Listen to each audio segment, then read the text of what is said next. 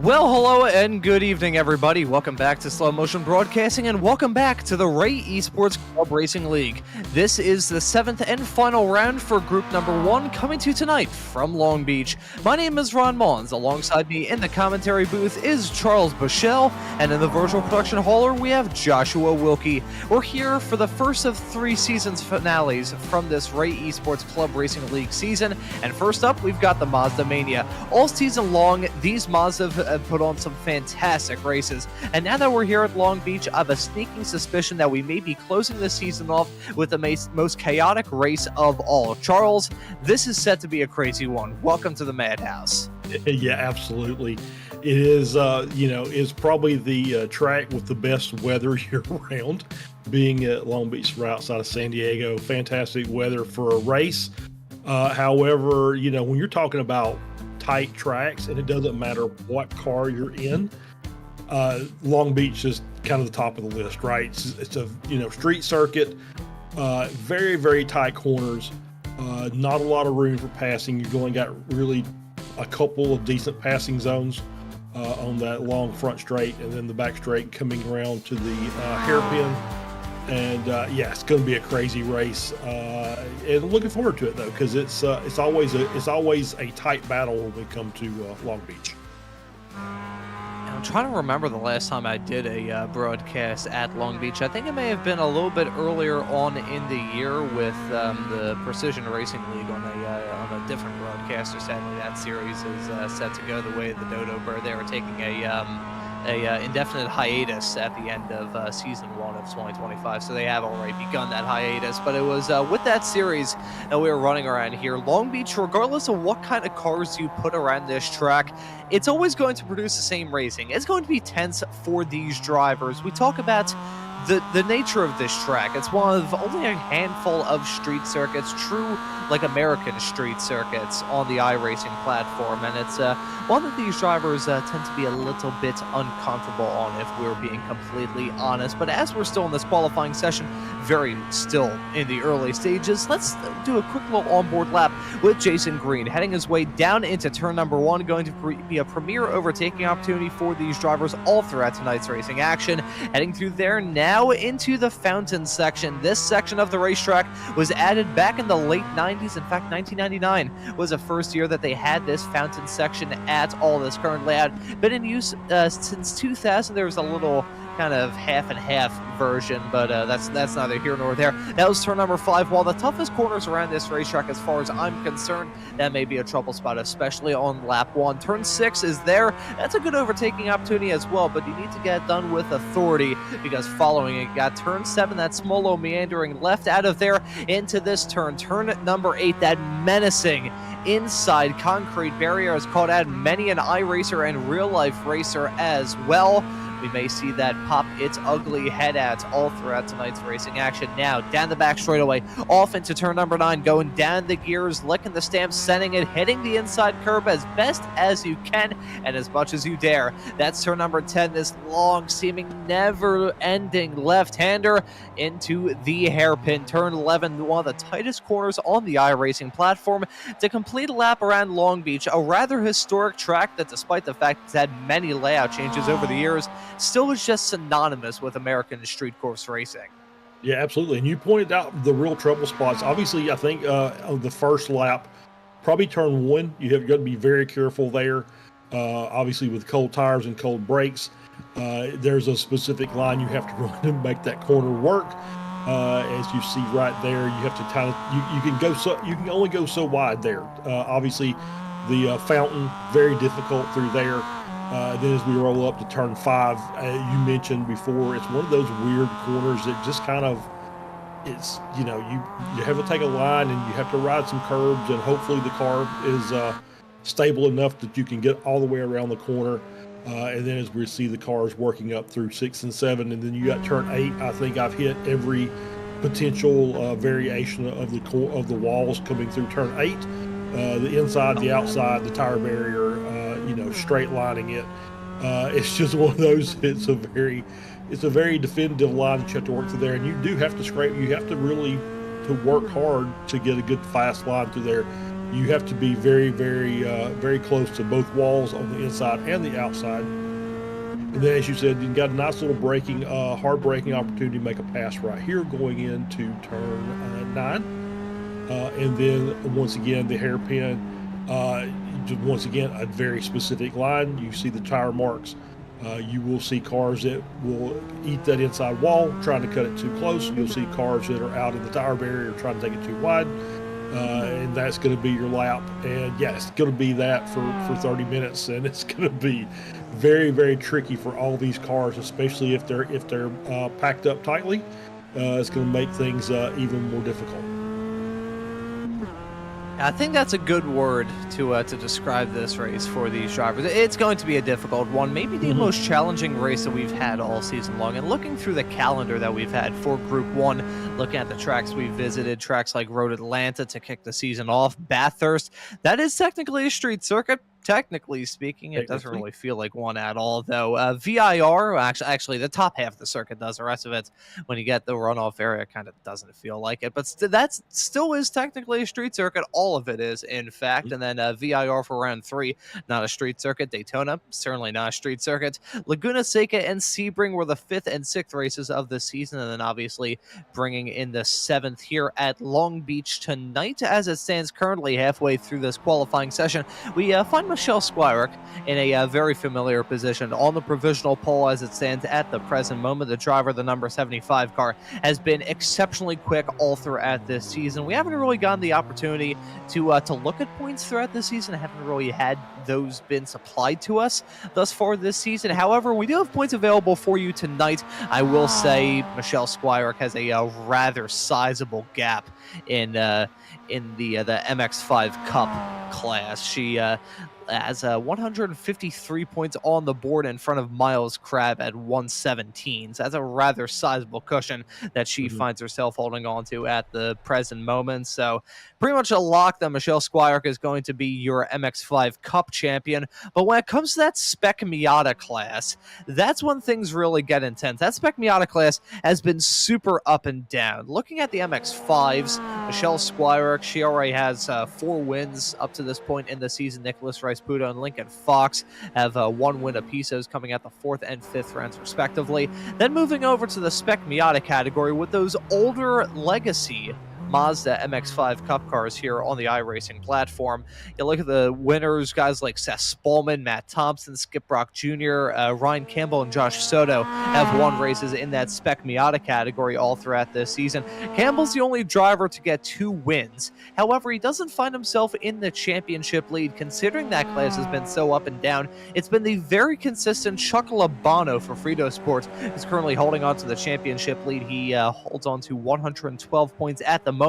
Literally 1 point between himself and Ryan Campbell for the lead in the Spec Miata category. And their other teammate in the form of Matt Thompson, not too terribly far behind them at 102 points. So it's really a 3-horse race when it comes to that Spec Miata championship fight. And looking through, Ryan Campbell currently qualified 7th, Chuck Labano in P13. This is going to be a very important qualifying session for these drivers, especially the ones involved in that championship fight.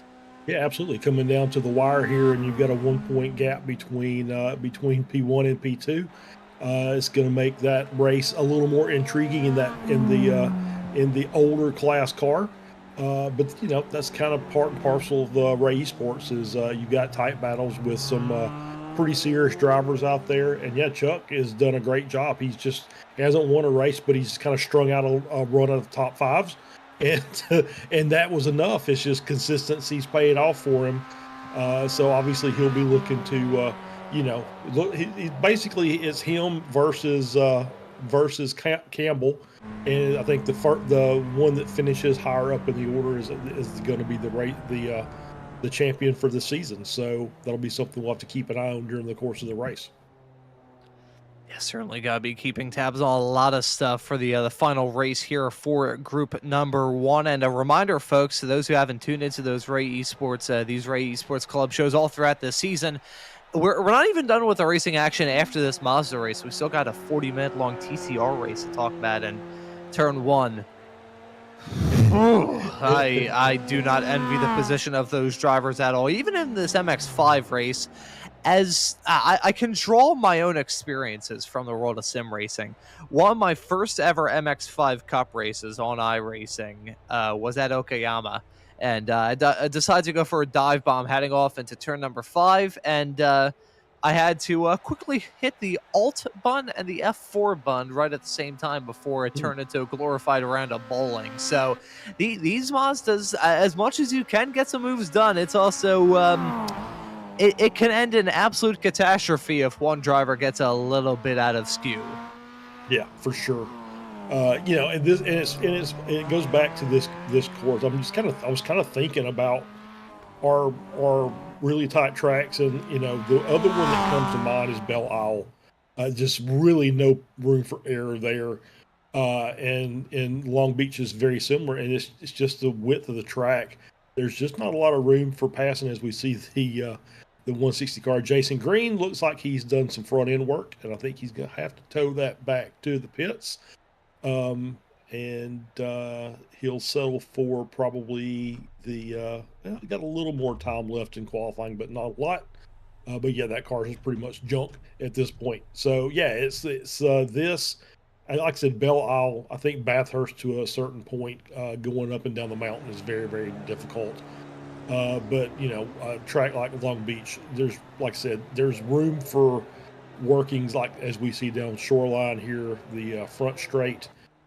You got plenty of room out there to make a move and late braking, but then you're going to be constricted by turn 1 and the track limits going down into turn 1 as you see that yellow line coming up. If you cross over that yellow line, that's breaking into pit lane, and you will get a slowdown for that, and that will be any chance you had of making a move there is out the window.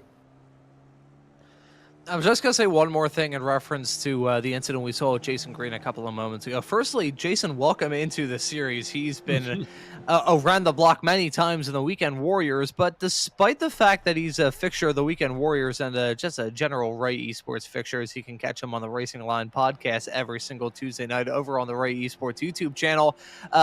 He hasn't really participated in these Wednesday night races. That's a little bit surprising, and not having a good... Well, he's having a good time in the qualifying session, qualified in P4, but there you can see the car right now. That looks just about like your average Uber in Los Angeles, California. So Jason Green clearly trying to have a side gig going on right now from his sim racing escapades. Yeah, he's trying to get it back to the pits backward, and that's good effort, and we'll see how he does. He's basically forklift driving at this point. And we'll see if he can make it around. But yeah, obviously, you have a theory. Oh, let's hear the theory then.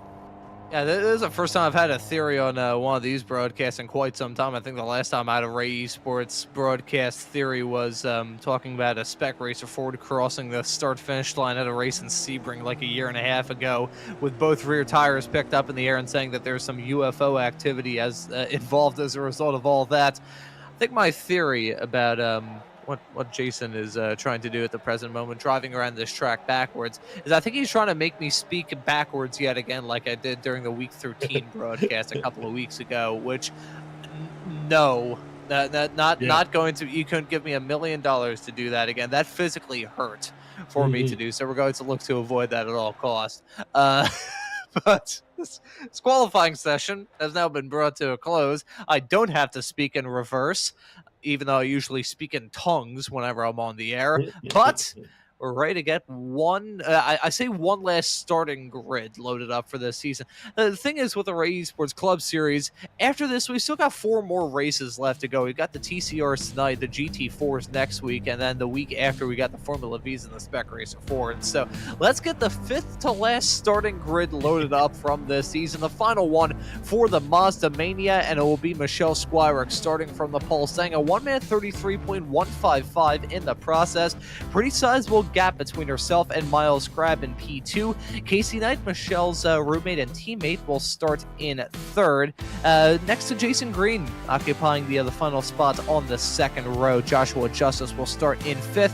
Next to Randy Marino in P6. Antonio Reese did not set a qualifying time. He will be the last of the MX5 Cup drivers. Yeah, starting on pole for the Spec Miata is Josh Soto. Outside front row is Ryan Campbell. We've got Edgar Sancinelli starting in third in P10 overall. Corey Heffron in 11th. Matt Thompson in 12th. Andrew Love in 13th. Freddie Weaver in 14th. Chuck Labano starts 15th. Seth Spolman 16th. Jason Grider in 17th. Ken Estep in 18th, 11th in class. And that is your 18-car starting grid for tonight's race. I will say, and Antonio Reyes has not joined the starting grid, so just going to have 6 starters in the MX-5s and 17 starters overall. But I gotta say, the drivers that you see on track right now have pretty much run in every single race. So credit where credit's due to these drivers. They've been consistent. This series started all the way back in October. So the fact they've been consistent forces all throughout this series is absolutely awesome. But we got one more awesome 30-minute long Mazda race in front of you here on Slow Motion Broadcasting. Happy all of you could be with us for this season finale. Waiting for that green flag to come out, which it has now, and the drivers are now on their way. Pretty even keel start with both of our front row sitters. Miles Crabbe in that 131 car looking to try and shake up Michelle Squires a little bit. Meanwhile, some 3-wide action may be flaring up right behind them as those drivers go side by side, heading off into turn number 1. That's Randy Marino, Casey Knight, and Jason Green getting some moves done on each other. Marino on the inside getting some slick moves done in that 16 machine. Currently side by side with Casey Knight, heading off through the found section right now through 2 and 3. That was oh so close to disaster. Marino going to have slipped behind in 4th, but Marino clearly a hard charger early on. Ryan Campbell also making up 3 spots, finding himself in 6th at the moment in front of some of the drivers in the MX-5 Cup cars too. So rather impressive starts from drivers up and down the grid. As I say that though, Corey Heffron's run into some trouble. Yeah, he has, and we'll have to get a replay on that, but definitely off the pace, dropped to the back of the field, and we'll get a replay as quick as we can, and we'll show it to you and see what actually happened there. Here we go, coming out of the fountain section. Works his way down through turn 3 and into 4. So a little bouncy and just managed to. Oh, hello! Dear God, he nearly flipped it. So that was a great hold on that car to keep it from collecting itself into the barrier. So he's going to continue on. He's just dropped to the back of the pack, and he'll be able to make up some of that time.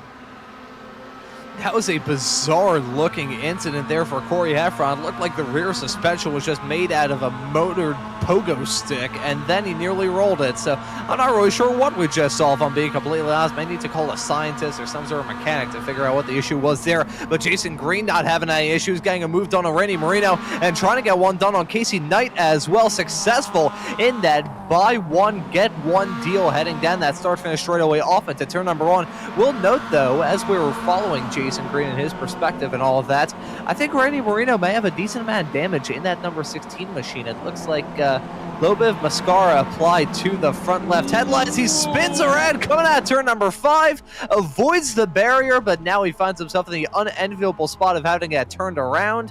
Be careful here on the rejoin. He found that window between Andrew Love and Jason Grider, but Marino, who was at one point running at a podium spot a matter of half a lap ago, spins out of 5th. Yeah, it just was. It's what we talked about at the beginning of the broadcast. Is this corner is very, very tricky. You got to ride the curbs, and it just goes anti-camber as you're going through the corner, so you don't get any support from the track, and so you just end up losing the rear of the car. That's happened probably a billion times since they started racing here. That was overall just a tough series of events for Marino. I was going to note the damage on the front end of that race car. Hell, it's probably going to slow him down a little bit, because despite the fact that this track is obviously, you got to think of the corners more than anything else around here, you still have to worry about that flat-out blast on the start-finish straightaway. Joshua Soto, though, coming into the pits in the 07 machine, Not really sure what the deal is for him. Will this be a scheduled stop? Looking there, he has a meatball flag, so something has gone wrong with the driver of the Ooh. 07 machine. I was curious I because didn't see these any drivers damage. won't have to pit. As I said, I didn't see any damage. Maybe a money shift?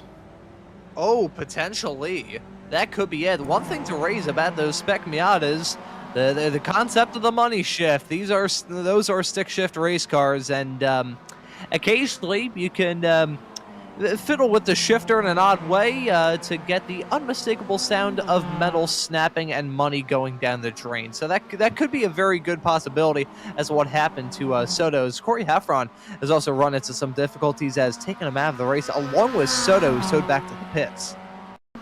Yeah, I'm not really sure. Soto's obviously got some issues. It may be. Ooh, as we see, there we go. There is the telltale signs of a money shift.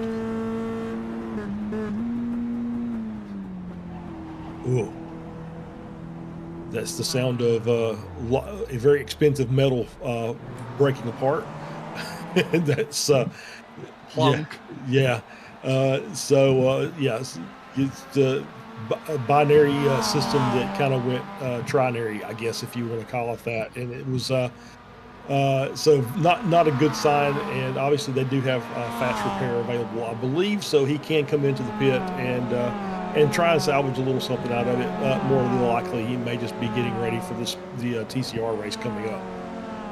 Yeah, I have a feeling that may be the case. As much as these drivers do have a fast repair at their disposal, just one fast repair at their disposal. There's only so much a fast repair can do. As Chuck Lopano driving his way down the start-finish straightaway, I think the mirrors might be slightly screwed up on on this race car. You can see they're now blacked out from my perspective, but occasionally when he was driving past some of the sponsor banners, you could just see it looked like a glitched out PowerPoint presentation. I'm not really sure what other way to describe it, but Lobano finds himself in 11th at the moment, which is not ideal for him trying to contend for that Spec Miata championship. Now Campbell leading that class, so Lobano still got work to do, and he's not too far off behind just yet. It's still 24 minutes left in the race, so he's got plenty of time to make up the spots, but he needs to finish, obviously, as we said, he needs to finish ahead of Campbell tonight to secure the championship. It's going to be a battle of who has the better car in this race and who can get a grips to this track quicker. There's really nothing like Long Beach, and oh boy, we nearly just saw a big check up between Edgar Sancinelli and Freddie Weaver. You could tell because it sounded like I sat on cold toilet seat. Weaver a little bit sideways coming out of turn 11. He's trying to find any sort of way to get past Sancinelli, as Sancinelli is about 1.2 seconds behind his own team driver of Matt Thompson, and right behind them we've got a side-by-side fight maybe going to flare up between Seth Spallman and Chuck Lobano, one in the 42, the other in the 12. Spallman got the season kicked off with a win in the Spec Miatas at Bathurst and finds himself in P10 overall as it stands at the present moment, 5th of the Spec Miata racers. Yeah, he's having a good run so far, and yeah, he's got Lobano, and Lobano's going to want to try and get by him as quickly as he can. Looks like he's got a little bit of a pace advantage from the last lap, as we're now checking in with Miles Crabb running second, keeping tabs on Michelle Squirick up front. This race is, still in the early stages, so this may be a matter of just riding around and waiting for the last couple of laps before you try and make a move, but you got to try and hang on until then. We jump back to the front of the field and find Michelle Squirick and Miles Crabb still covered by not a lot, which is a little bit surprising considering the qualifying pace or lack thereof from Miles Crabb, because he was at 6th of a second slower, I think it was, than Michelle Squirick in that qualifying session. And oh boy, that I apologize to any dogs who just exploded with my voice crack a couple of moments ago. Even looking at the practice results, it was a rather big gap between those two, teetering around that 7/10 of a second barrier between Squirick and Crabb. So that was their pace in practice and qualifying as well. I think there may have been some sort of pretty big issue as Andrew Love and Corey Heffron both out of this race, and Josh Justice may have had a piece of this as well. Yeah, we got Josh Justice coming around turn 10. or I'm sorry, turn 9 into turn 10.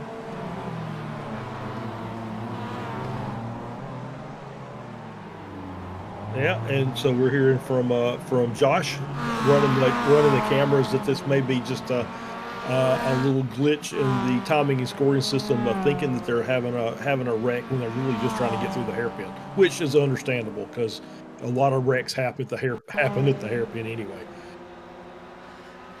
This may have been a moment for Andrew Love. He's out of this race, so a tough moment for the 945 car. Let's see, heading down into turn number 1. Oh, carrying way too much speed, and bang, into the Acura wall.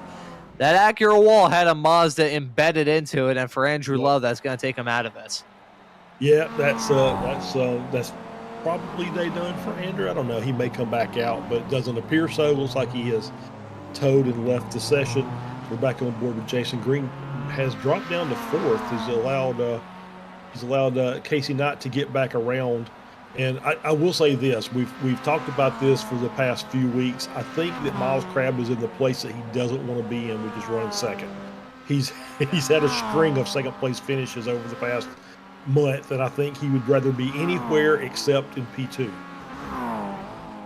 Yeah, that poor man, he has finished second in just about every single way you could imagine thus far this season, whether it be in Group 1, Group 2, or Group 3. He's never been the bride at all this season. I'm actually going to look through all of my notes here for the other Esports Club. He may have won one event, maybe the first round. I don't remember which class. I'm not sure I was actually broadcasting that race, but it seems like in the notes I remember him winning something. So yeah. I'm sure that you'll find it as we're still on board with that lead group, and now we've switched over to this battle here between Matt Thompson, Edgar Santinelli, and Freddie Weaver, running P2, 3, and 4 in the Spec Miata class as they're working their way around turn 7, and this will be into turn 8. Very, very, very tricky corner here as you see them having to bounce their way through that corner, making sure they don't hit the inside wall, making sure they carry enough speed but they don't carry too much speed to hit the outside wall. They get the car rotated around and then head down this little short back straight into turn 9.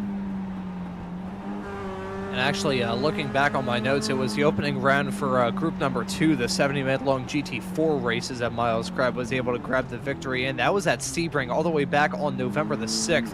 I remember having a severe migraine during that show to the point where I didn't even know whether or not I was on planet Earth. So I don't really remember that, but I actually, thinking about that, I do believe there was a little bit of an incident at the front of the field, and I believe Michelle Squirick was involved in that incident. It was a tough one heading through Sunset Bend, if my memory serves me correct. Knowing my luck, though, none of this happened. It's all just like a complete fever dream from me, which, I mean, in fairness, I feel like my commentary is a fever dream enough as is. But continuing on with the racing action, a small little pack forming between Matt Thompson, Edgar Santinelli, and Freddie Weaver. Weaver and the number 19 machine. I believe this is one of the first times we've seen him in the entirety of this Ray Esports Club Racing League season. Finds himself in P9 at the moment. He is a fixture of the American Muscle Series that he can catch here on Tuesdays here on Slow Motion Broadcasting Tuesdays at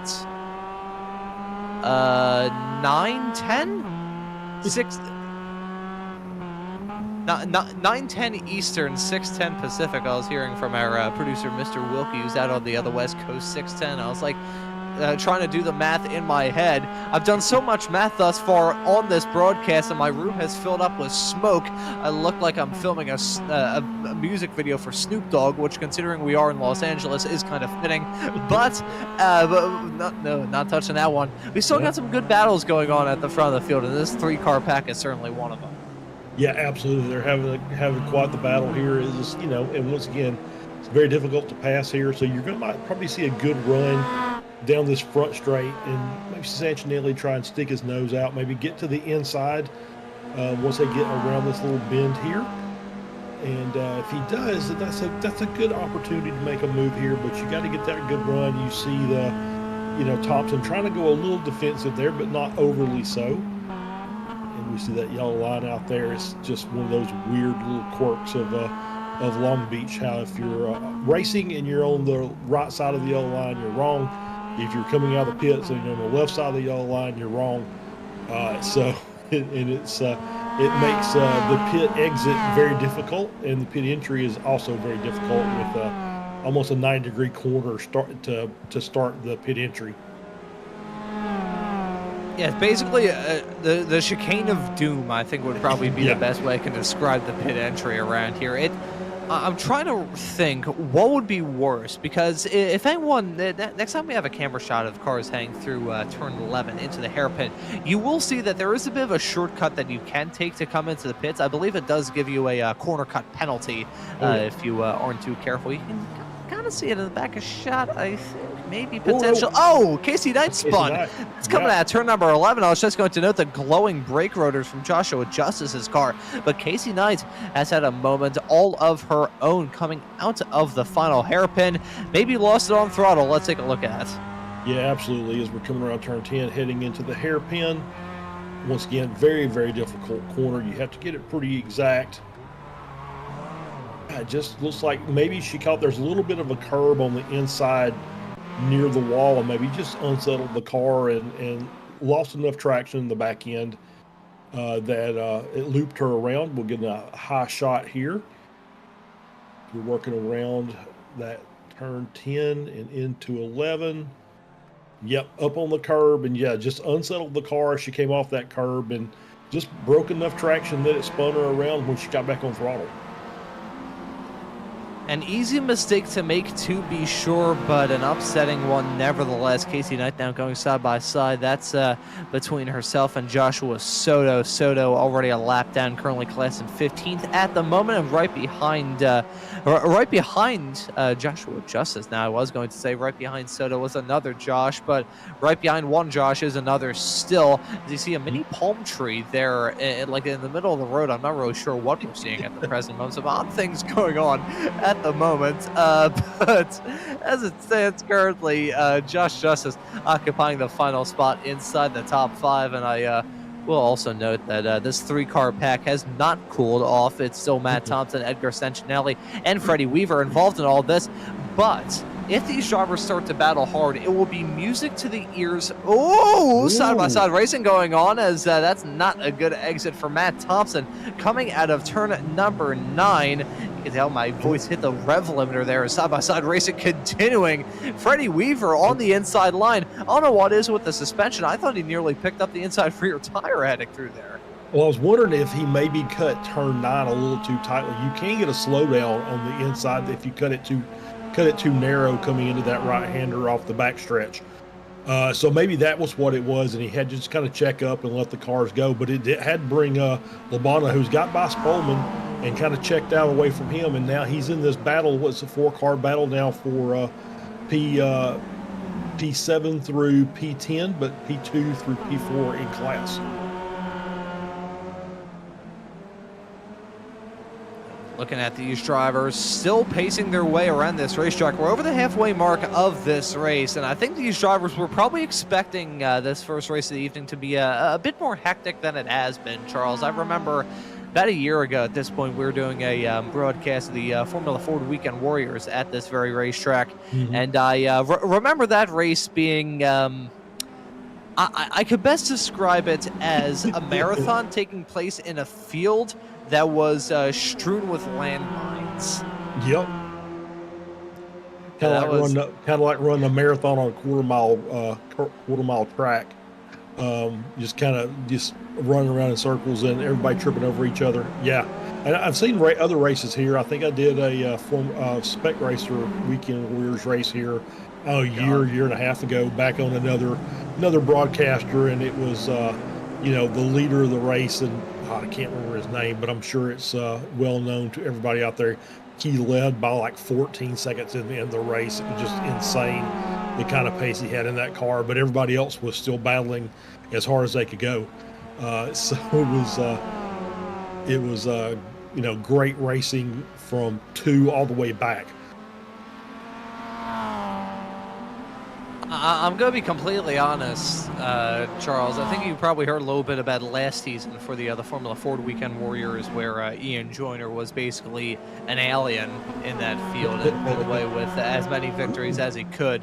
And that's kind of how some of those races felt at the end of the day. I won't lie at all. But as we continue to see this race develop, for these drivers battling for the final podium spots in the Spec Miata category, things not really working out too well for Chuck Labano, classed in 9th at the moment. But we got some close battling at the front of the field. Michelle Squirick and Miles Crab have closed way up. Miles Crab now on the inside line, heading their way off through the long, meandering, never-ending right-hander on this start-finish not-so-straight straightaway. Let's see, they got a little bit of lap traffic to contend with in front of them as well. That's Ken Estep.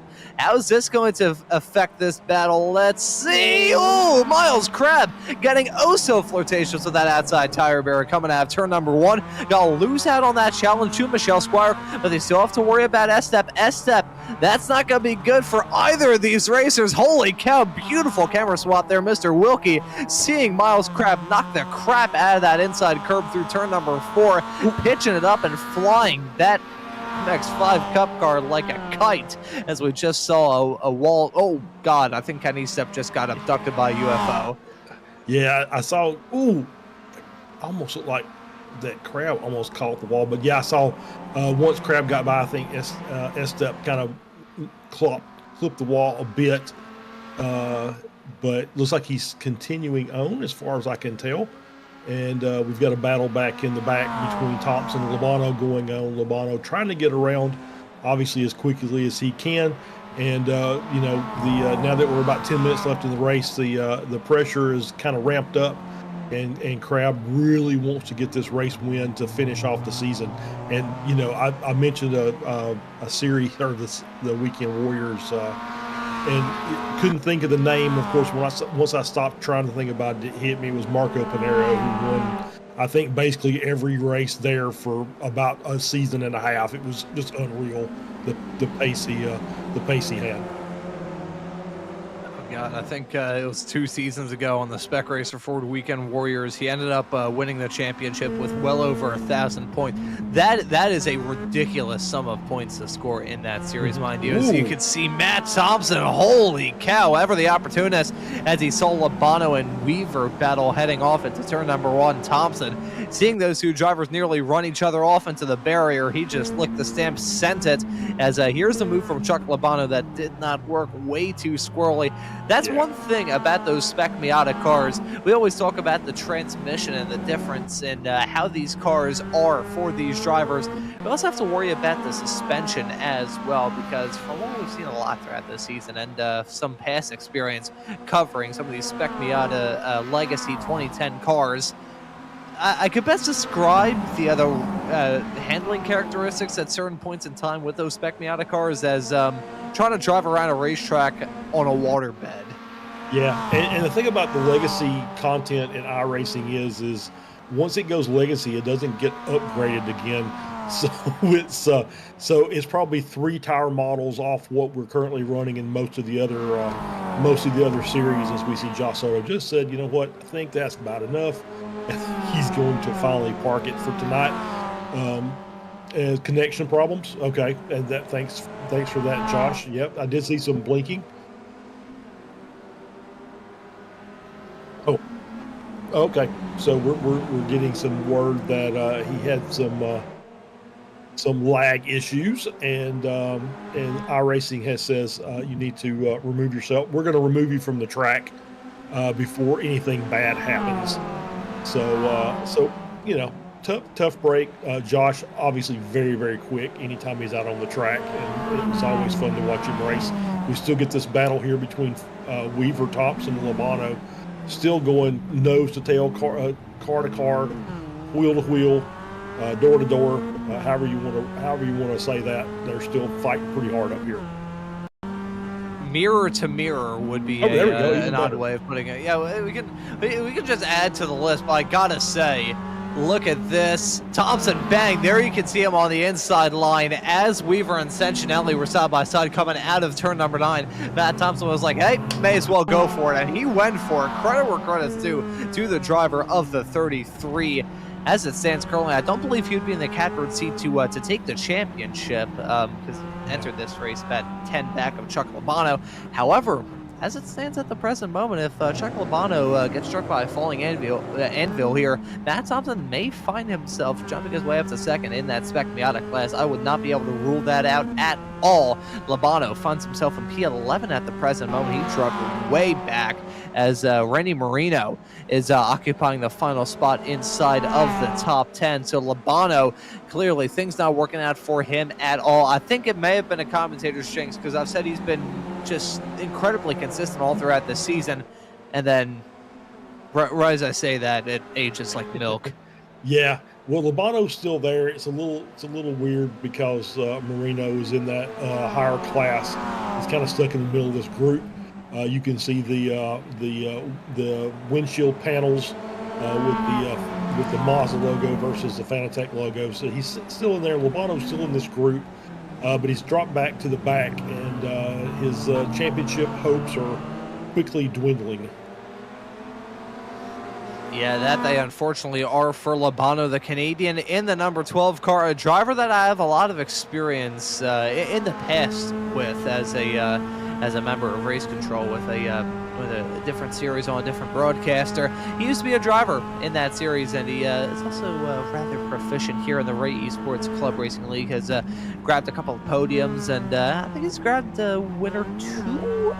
You can't entirely quote me on that, but he has been quick all throughout this season in that number 12 machine, and despite the fact this is probably not the best result that he had in mind for the end of the season, it's still going to be a pretty good season for the Canadian overall, as doing a little bit of weight saving coming out of turn number 4, scraping the left-hand side of his car, as he's now side by side with Freddie Weaver on the small little flat out list between 5 and 6.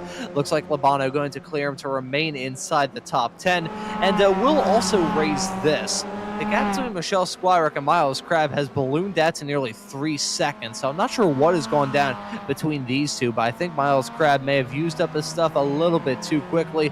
Michelle Squirick has been just stupidly quick all throughout this season, and Miles Crabb come up second to her in the past thus far this season. Probably want to grab another win, but don't think he's going to get it tonight. Yeah, it looks like Josh may have found us a replay we can look at here as Miles is working his way to the right side. This is the battle as they were coming up on, I believe, the back of S-Step, if I remember correctly. And, yeah, so Crabb taking the outside line, obviously Squirick being defensive, going into one, has to back out. Makes a little bit of contact there, but obviously you already saw that Miles has kind of used the front end of his car as a push rod. So it's kind of hanging back there, so maybe does he get stuck here? No, he does not. That looks good. He gets clear of the lap car. No, not sure what happened. So yeah, just kind of lost the pace a little bit, and so don't know if it's. I don't think it's the aero damage. Obviously, not a very aero dependent track here at Long Beach. With this just couple of straightaways that they have to worry about. So it's going to be probably Miss Michelle just putting her foot down and saying it's time to go, and off she's gone.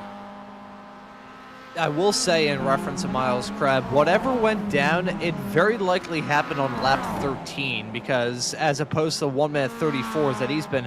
Oh, God, that was a big one. Hang off through turn at number 1. That's not going to help him out at all. You can see some suspension damage on that race car, potentially, certainly some bodywork damage. And looking through, he does not have a meatball flag, which I think is an absolute Christmas miracle.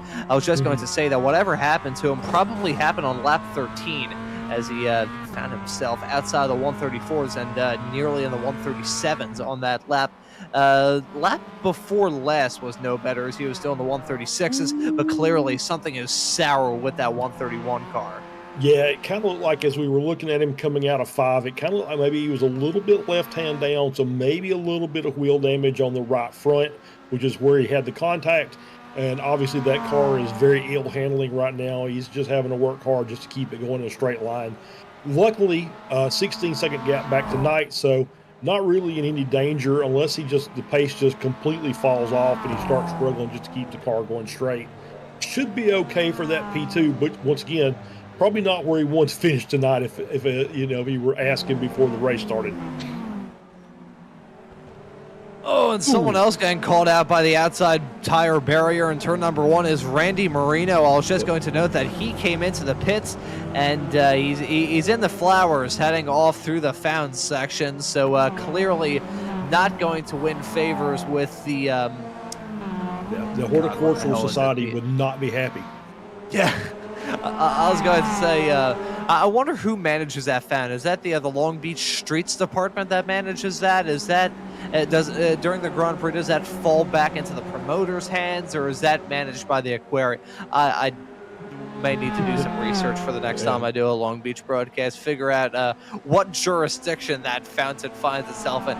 That is a series of words that I don't think has ever been said in the form of a sentence in the history of iRacing broadcasting. So we're clearly breaking the right barriers here. Absolutely. Yeah, back on board with Squirek. Gap has now opened up to 6.3. Obviously, we talked about Miles with the issues on the car now. So he's just going to try and just get home. And I think we've got one either on the last lap or one to go when they get back by. Maybe this may be the last one. Maybe this white flag.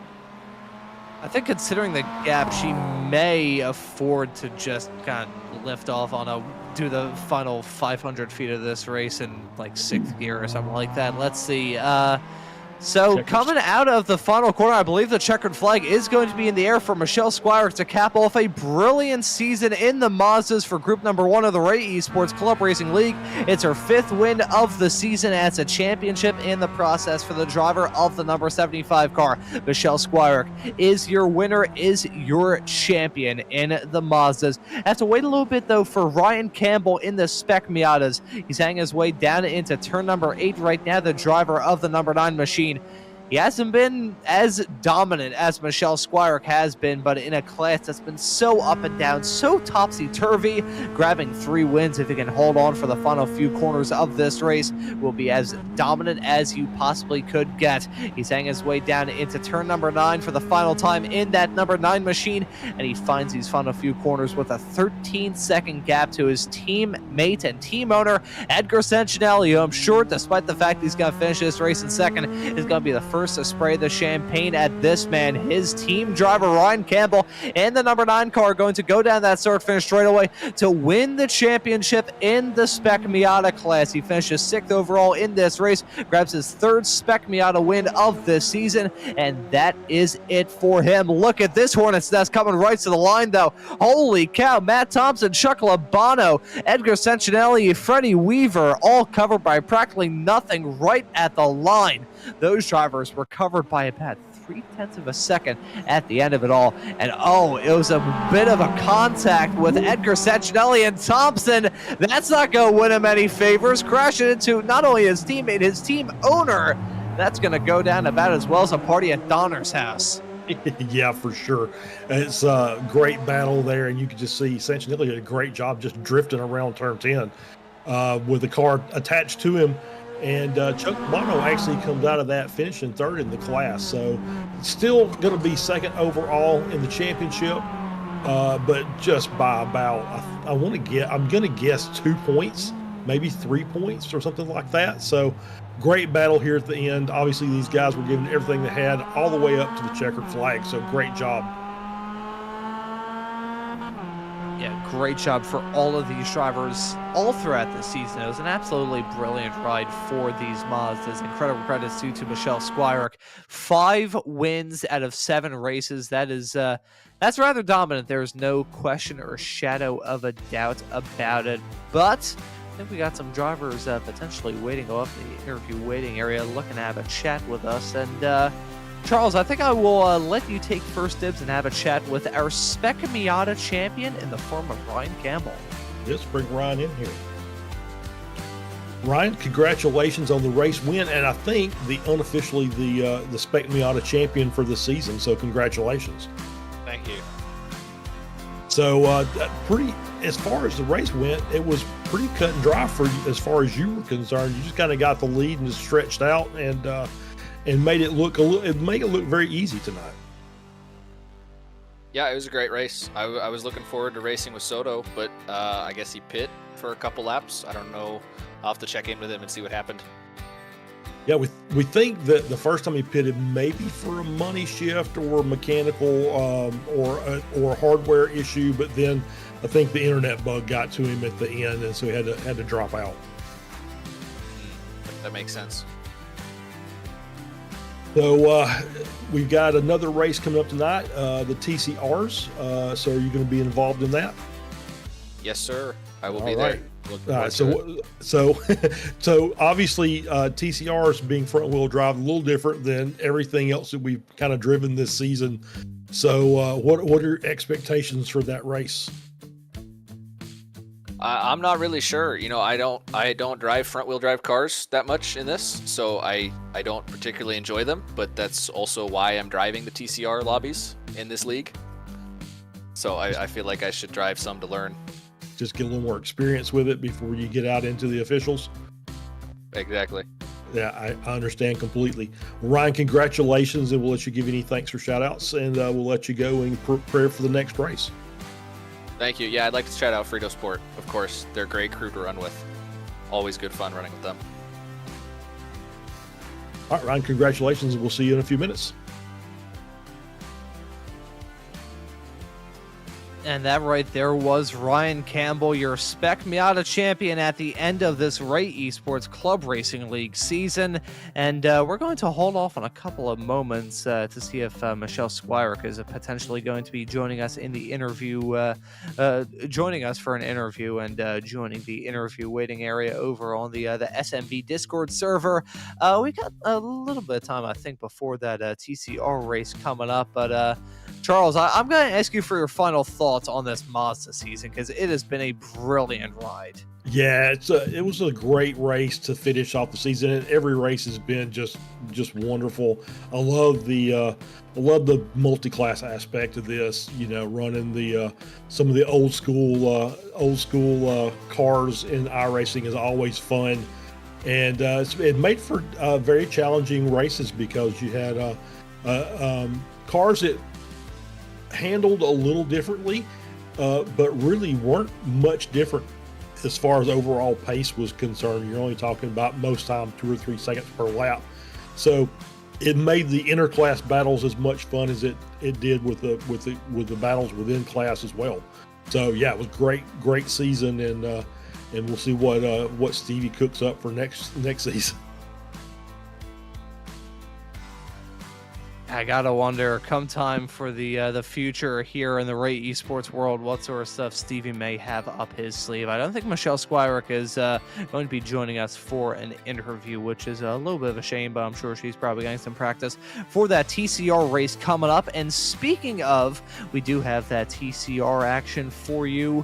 To cap off this evening and cap off this season for Group 1, we just had the final Mazda Mania race of the season. We've still got those front-wheel drive touring cars that are going to put on some really good battles. So we're going to take a brief little commercial break here on Slow Motion Broadcasting, and we'll be right back after these messages.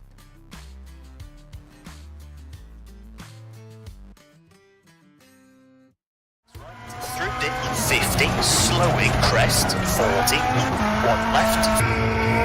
Caution to 2 right short. Introducing the Sim Motion Rally Sequential Shifter. Our shifter is specifically designed for sim racing enthusiasts who want to enhance their experience in the rally world using a push-pull system. Compatible with wheelbases like the Sim Magic Alpha series, V&M Direct Drive, Fanatic, and SimuCube, and can easily be installed in minutes. It also has the adjustability to suit any wheel or driver's needs. It's also plug and play with titles like Dirt Rally, iRacing, and WRC. Available now at sim-motion.com. Sim Motion has teamed up with iRacing and V&M Simulation with an extreme prize package for Season 4. To win, paint any car with a Sim Motion logo, race in 10 official iRacing events, and you are entered to win an extreme direct drive and GT wheel bundle. But that's not all. Compete in the Formula 1600 Fix Series, win your division, and you could score this set of pedals. Gear up and get racing. The rewards are waiting.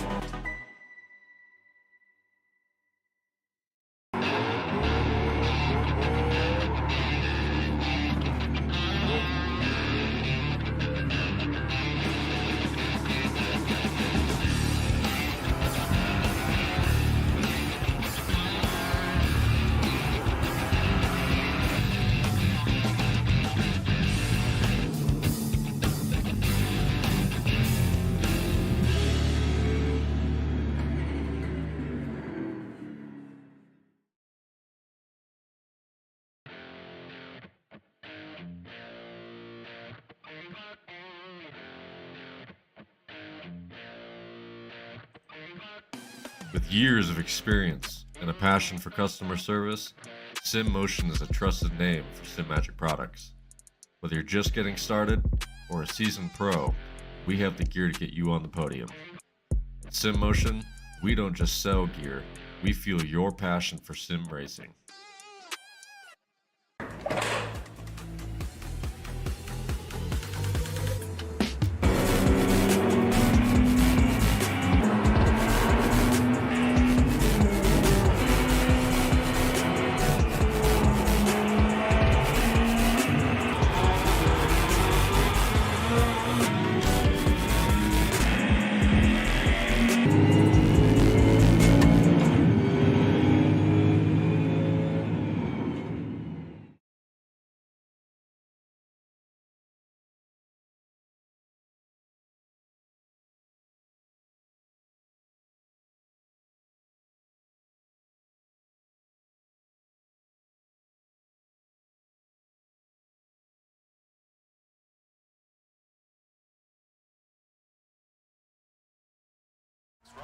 Through dip 50, slowing crest 40, one left.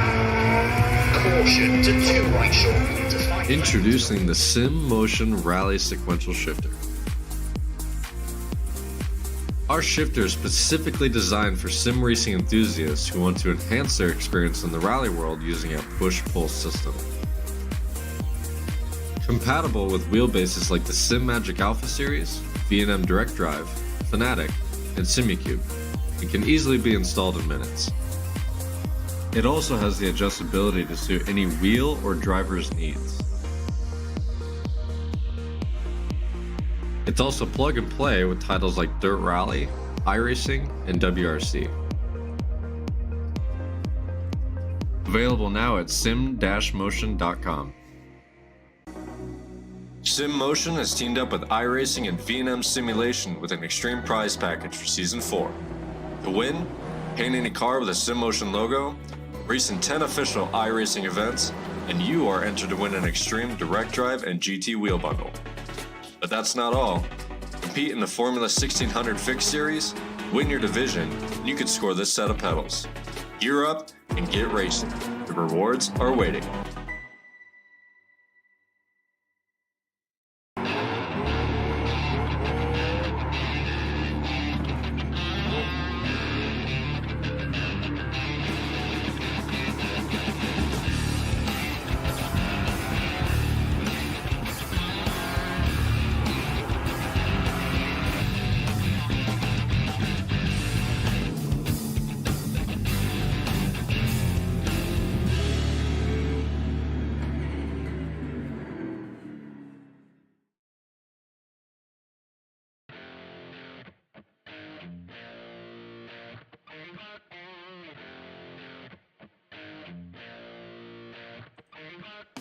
With years of experience and a passion for customer service, SimMotion is a trusted name for SimMagic products. Whether you're just getting started or a seasoned pro, we have the gear to get you on the podium. At SimMotion, we don't just sell gear, we feel your passion for sim racing.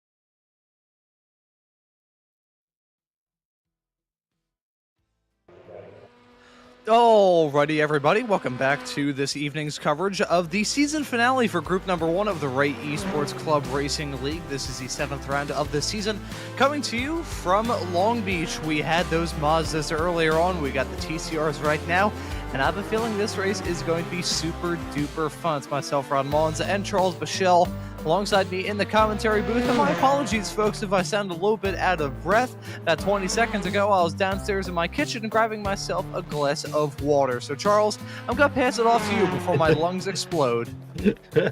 Well, obviously, we're still at Long Beach. Obviously, we're now in the TCR class, and qualifying is going on. Jake Snedden currently on pole. Will Pierce second. Michelle Squirick in third.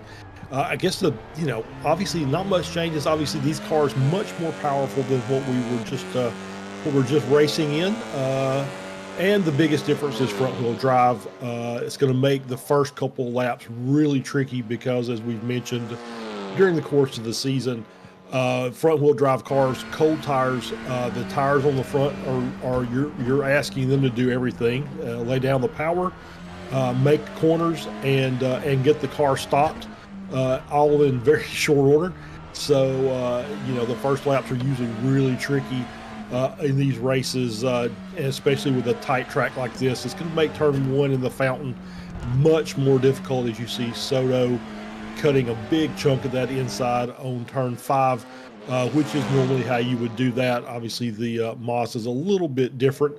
I think the TCRs do a much better job of handling curb strikes than the Mazdas do. So it's going to be a very interesting race. Once again, 30-minute race. We got about 2.5 minutes left in qualifying. Soto's currently running P5. He'll try and set out a faster time, and it would surprise me that he's up near the front of this field before it's all said and done. Very talented driver is Josh. So usually he likes to come in at the last minute and come in and say, I just bought the track, I haven't had any practice, and start in the back and end up finishing in the top 3. So he's trying a little different tack tonight. So as we're on board now with Michael Odell, as he's working his way through the track layout, is currently sitting in 6th, just about a 10th behind Soto. So you can see up and down the grid, very, very tight lap times, so it's going to make for some very challenging race for tonight. Yeah, it's going to be a tough one for these CCR drivers. I remember during the first part of this of this evening's show, joking about the runoff to turn number 1. Is Edgar Sancinelli giving us a nice little flash of the headlights? He probably just hit the wrong button, but still, I have a feeling turn 1 on lap 1, that is going to be terrifying. I think the best way I could describe it is you see those scenes of a bunch of shoppers filing in to a Target to get like half-price TVs on Black Friday. That's probably what it's going to look like heading down into turn number 1. Even with 16 TCR cars, it's still going to be a mad dash and a mad rush into turn 1. Yeah, I think the biggest thing is that you can, if you get a jump, you can try and make that move before you get into turn 1 into the corner. But once you get out of turn 1, you need to really settle into a rhythm. So you want to be single file, get what you can get, and then get single file and make your out lap that much easier, so you can get your tires warmed up properly. You're not facing you're not having to battle side by side with cars and potentially collecting damage. Once again, we talked about the TCRs. They'll take a bit of a banging and handle it pretty well. But once again, you don't want to get too much. If you get some wheel damage, front wheel damage on this car, you might as well be trying to drive a big wheel out here. Yeah, I like that. The gears were starting to turn in my head.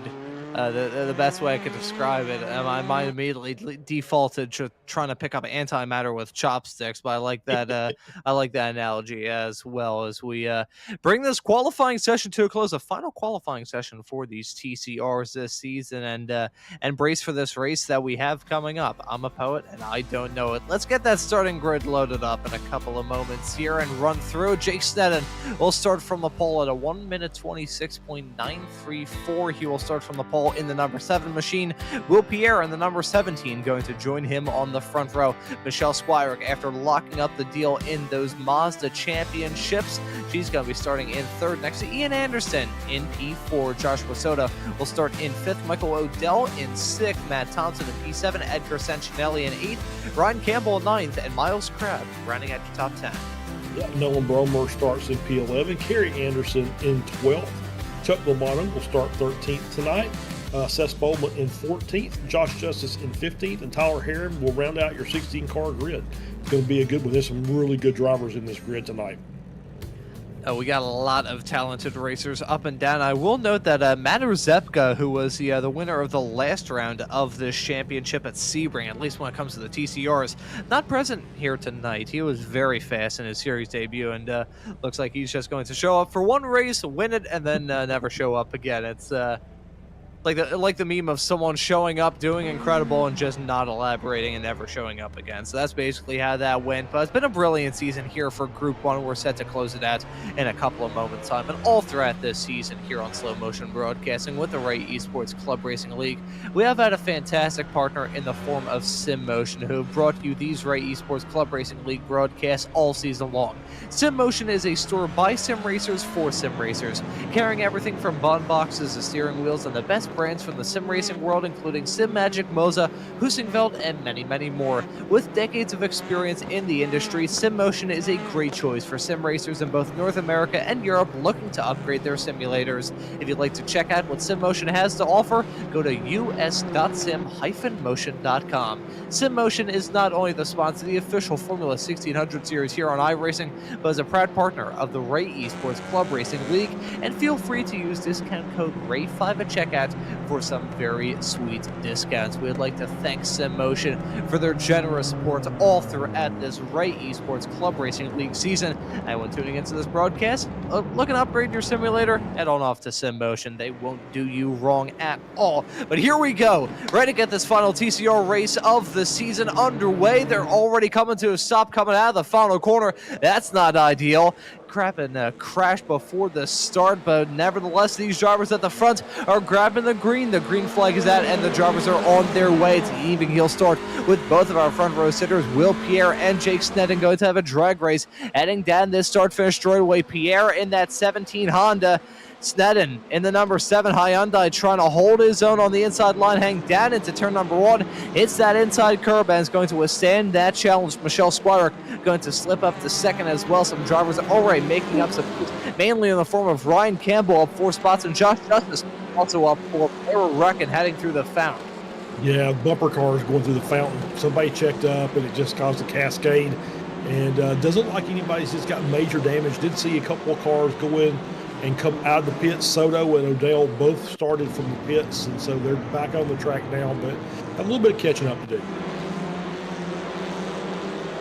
Unfortunate for those drivers involved in some early collisions. I believe the 2 drivers that got into it at the hairpin, I think may have potentially been Josh Soto and Michael Odell. Not entirely positive about that. We'll have to look for further word in that regard. May have actually been Tyler Heron and Seth Spolman, come to think of it, as I don't believe Soto or Odell have taken to the start of this race. But as we see Nolan Bromer's perspective in the Taco Bell car, Ooh. That was a pretty big bell whack heading off through the corner. He nearly got some airtime. He really did. Yeah, that was I think he's got the most significant damage of any car out there, but you could just see them stack up going through the fountain, and maybe somebody got crossed up a little bit, or they were trying to fight coming out of one, and it just didn't work out, and we had a couple of cars collect each other, and that's going to make that a little difficult to drive. I don't know if it's, like I said, obviously not a lot of aero dependency here. It's a pretty tight track, so you're not going to get a lot, and these cars don't draft a lot anyway. So as long as he doesn't have any wheel or suspension damage, he'll still be able to run pretty quick. And just as we were riding on board with Will Pierre, I think I heard about 7 whacks of the wall around here. These concrete barriers are going to be peppered with bits of different Hyundais, Hondas, and we do have 2 Acuras. Not an Acura. Audis? It's an Audi, yes. Second tries to charm. So as we We got two Audis running in this field. Kerry Anderson, the number 78, Michael Odell, and the number 4.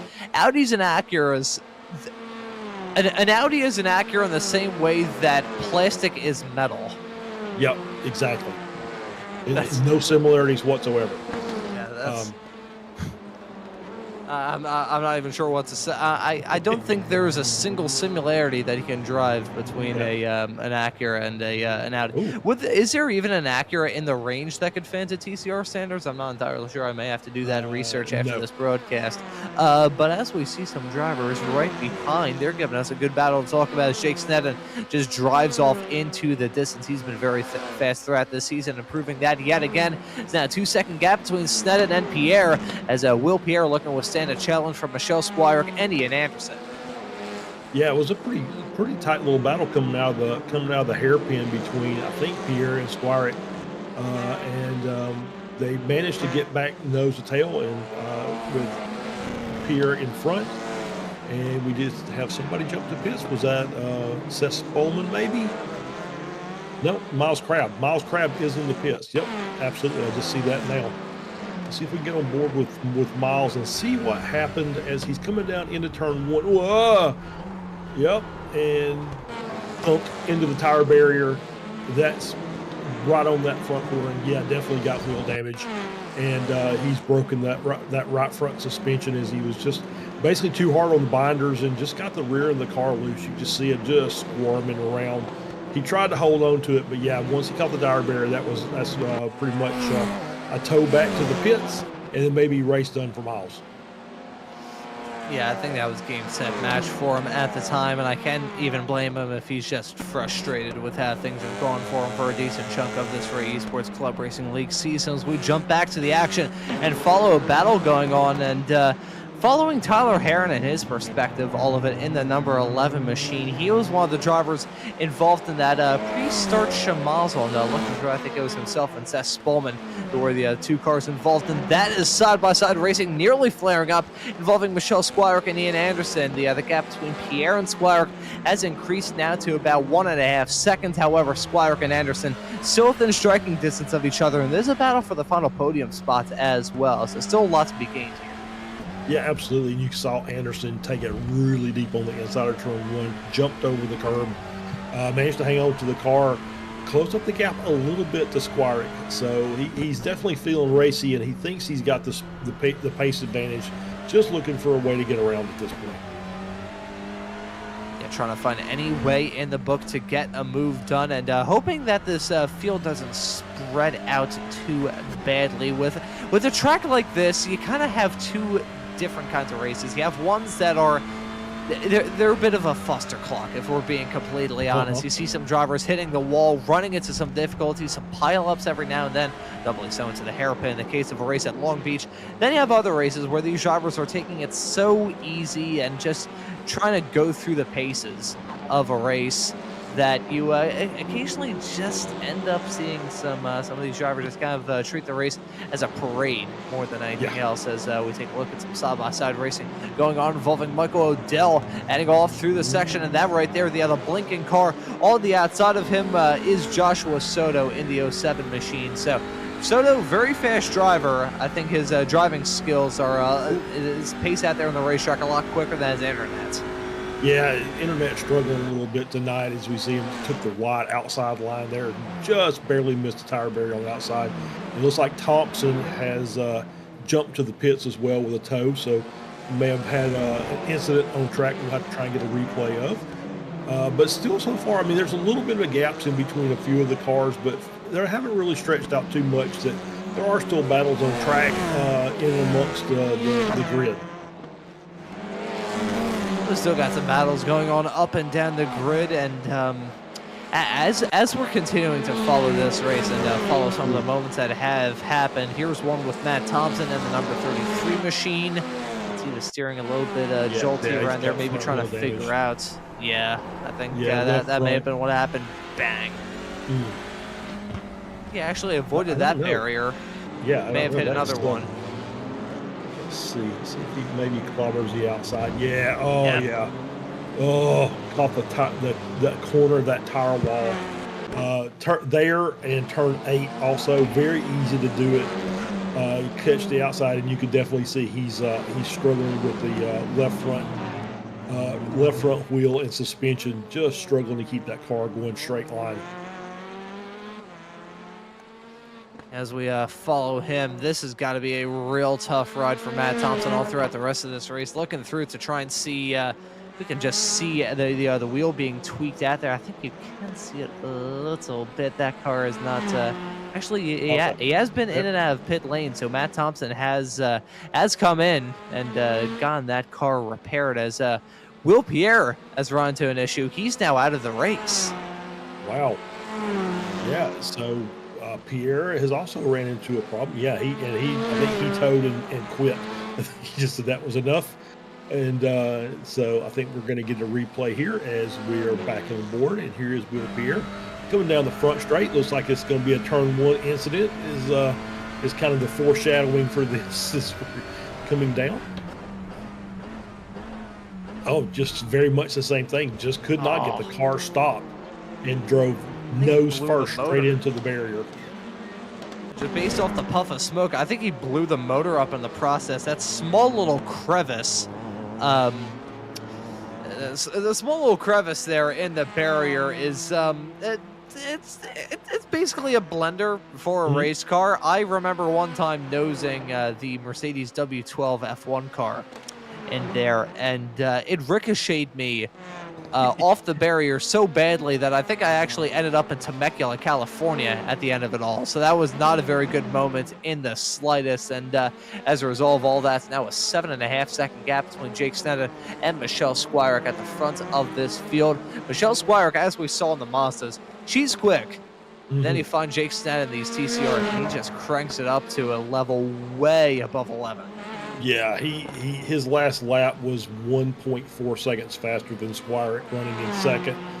So he's definitely got some serious speed in that car, and he's just checked out. And so now it's going to be, all right, can Sneddon survive? Obviously, odds are he probably can, but you never can tell with this track. So part 2 of that is are we going to have any challenges in the back? It's still pretty tight back there between Squirick, Campbell, and Anderson. For P2, 3, and 4, as you can see on board there, Campbell and Anderson are almost nose to tail, 0.6 of a second. So not much time in it. They're a couple seconds back of Squirick, so they'll be looking to maybe do a little working together and try and push themselves forward. As we follow Ian Anderson running in 4th at the present moment. Still may see a battle flare up between himself and Ryan Campbell, and Campbell's been pretty quick thus far in this race. Is not the hard charger though, as Joshua Justice in the number 99 machine currently running in 8th, up 7 spots from where he started in this race. Talk about a fight back! Holy cow! Yeah, Josh is having a good. He's done really well in these TCR races, and I've seen Josh obviously in the spec racer because it's what he drives. In real life, he runs a spec racer. I think some either Formula Ford or Formula V as well. So obviously quite adept at those cars, and it's as you can see, I think he got a little bit of that accordion on lap 1 going through the fountain section. So it's damaged the front end of the car a little bit, but he's still having a really good run, up 7 spots, running in P8. And so now it's a little bit of clear track in front of him. See if he can make a little hay and work his way up to the back of Labano before this is done. We still have about 28 minutes and a half left in this race, so plenty of time to make some moves. Yeah, still plenty of sunshine left to make hay at the present moment as we continue to see these drivers run around this racetrack. I thought we were going to have another driver drop out, which is why I held off after saying as we continue to see these drivers. Chuck Labano briefly blinking in out of existence.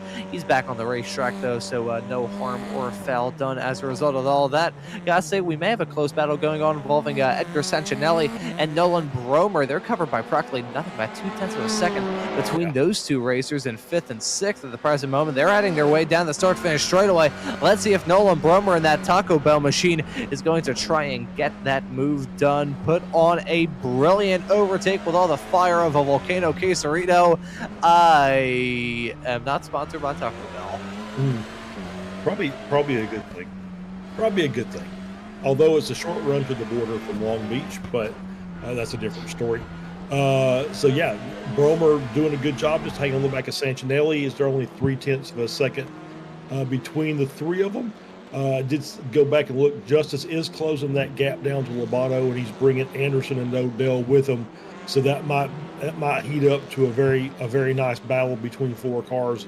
We see that damage on Bromer's right front. Luckily, looks like, actually I was going to say looks cosmetic, but that right front does not look good at all. It definitely looks like it's towed out quite a bit. Yeah, that car is not looking factory fresh, if we're being completely honest. The fact that he's still driving that car is pretty amazing, just to be fair. Yeah, that is credit where credit's due. I mean, I don't have a terrible amount of experience driving the TCR on iRacing, if I'm being completely honest, folks. In fact, the first thing I ever did with the TCR cars was actually load into the session at Road Atlanta for the opening race of this Group 1 season. So, don't have a lot of experience with the TCRs, but I can imagine front-wheel drive and front-wheel suspension damage. I can't even say that goes together like peanut butter and cyanide. I feel like it would go together like peanut butter and shorts of broken glass from a beer bottle. Yeah, maybe so. I would like to go back to Bromer once he gets on the straightaway. He's talking with Josh here over the air. We're seeing a little battle here. Kerry Anderson drops back behind Odell. I'd like to see if he's got maybe get in the cockpit and see if he's got any left, right hand down or left hand down, as he's kind of fighting with that car. See if their wheels are straight. I don't think they are.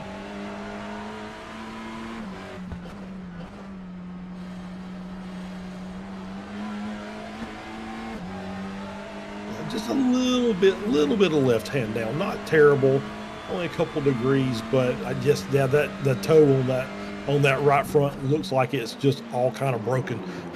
So once again, hats off to Bromer for being able to manage to keep that car going around the track. Yeah, that's going to be a rather toe. Boy, you can see that car handling like a trash bag full of mango pulp, heading off through 10 and 11 there. That was so sketchy, as we see side-by-side racing flaring up, loving Michael Odell and Josh Justice.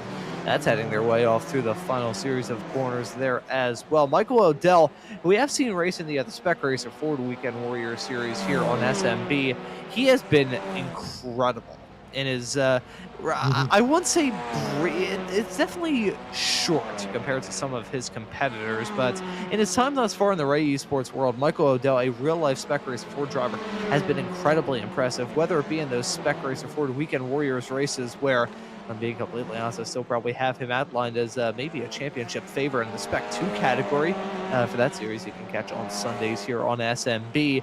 But even in these Ray Esports Club events, Odell has been rather impressive in his very brief time in this championship.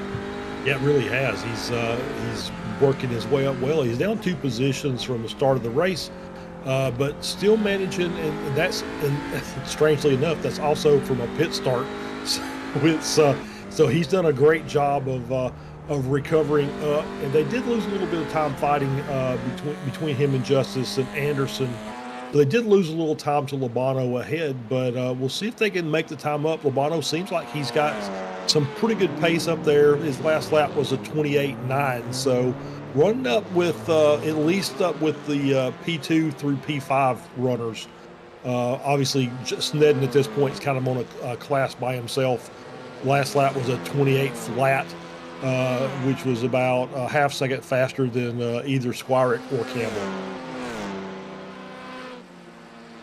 I will note, talking about Michelle Squirick, that gap has ballooned at the front of the field. So just another case of dominance for Michelle Squirick. For Jake Snedden, he's been incredible all throughout this season. That Hyundai been very fast. I gotta say, the Hyundai also seems to be the car of choice for all of these drivers, and it's the only TCR car, and I think in terms of multi-class racing, it is the only manufacturer that has 2 up-to-date non-legacy cars in the same category.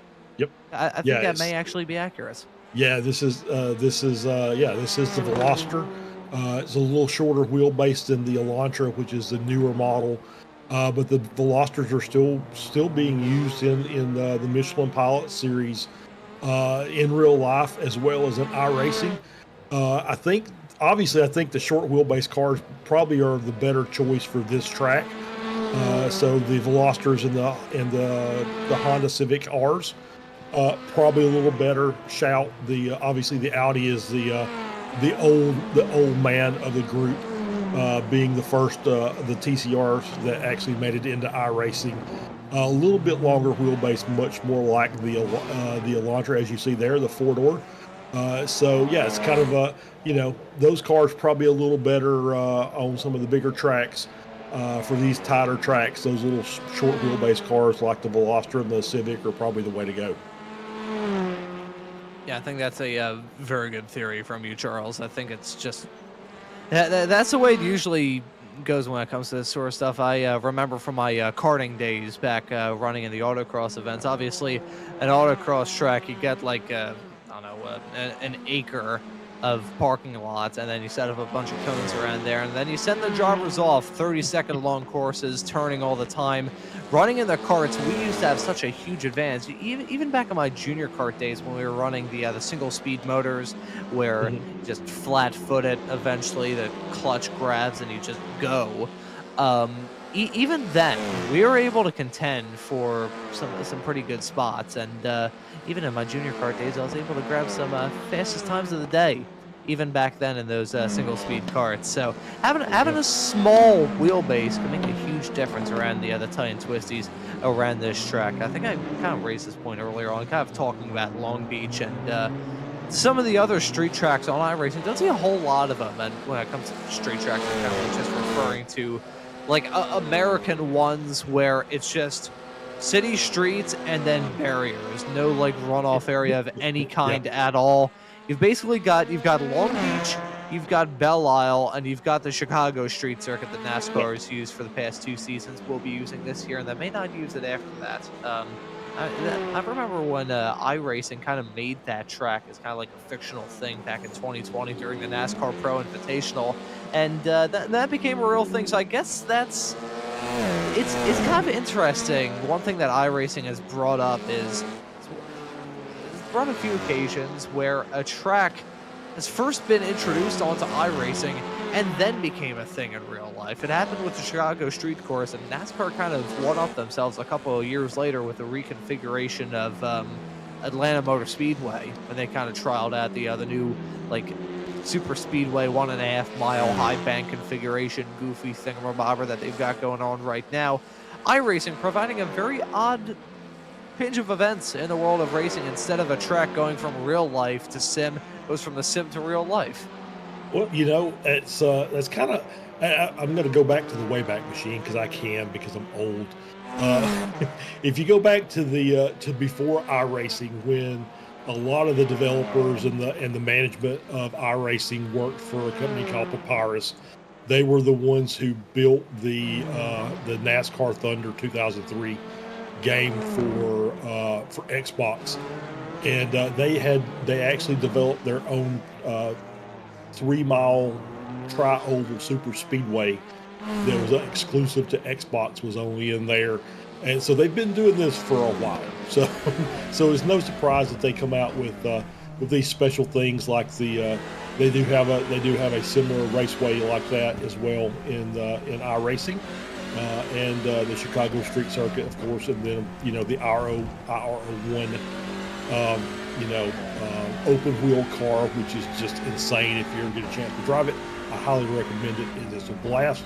It is it's work because it is a very difficult monster to handle. When you're talking about a 19,000 RPM revving V10 engine in an open wheel car that has little to no downforce, seemingly.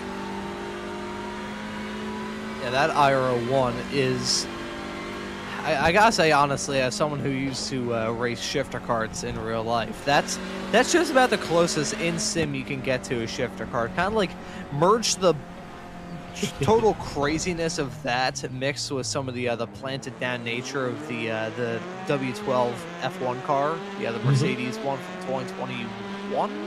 I forgot what they did based off the 21 or 2020. I think it was 2021. But that kind of like merged those two together. You've got as close as you can get to a shifter kart. Albeit my perspective may be a little bit different. Back in my karting days, my kart was a 2002 chassis, which you can date it rather well based off the fact that in like 2002 international karting scene, you had guys like Antonio Luizzi. Here we go. I think I even butchered the pronunciation on the second attempt. But he had guys like that running in the international karting scene for Tony Kart back then, and had a 1999 motor stapled to it as well, a Honda Sierra 125 dirt bike engine, which used to kind of be the like basis of shifter kart racing back before they had the Rock motors and the KZ motors that they've got nowadays that produce like 50 horsepower out of 125 cc's, which is absolutely absurd. Those things scream. If you ever go to a big kart race, tune in for the shifter karts, because those things about as brutal as you can get in terms of an experience on four wheels across just about anything, as Tyler Heron maybe trying to keep himself awake, and that's what a little flat out plays between 5 and 6, maybe warming the tires a little bit. Maybe so. Yeah, he kind of dropped off a bit. Pace is still good, so it was apparently just he's had an issue somewhere, lost some time. But I was kind of looking down the boards there, just getting some lap times, and was checking gaps, and the gap between Lobato and Odell is starting to close down a little bit, 7.8 seconds. But Odell has just kind of checked out from Justice. He's up 6.5 seconds over Justice now, when they were pretty close together just a few minutes ago. So the gaps are now starting to spread out. The closest battle is Lobato, still behind Bromer by 0.5 second. And that's your closest battle on track, as the cars are, as you see the difference in the driver ability and as well as the cars starting to show a little bit.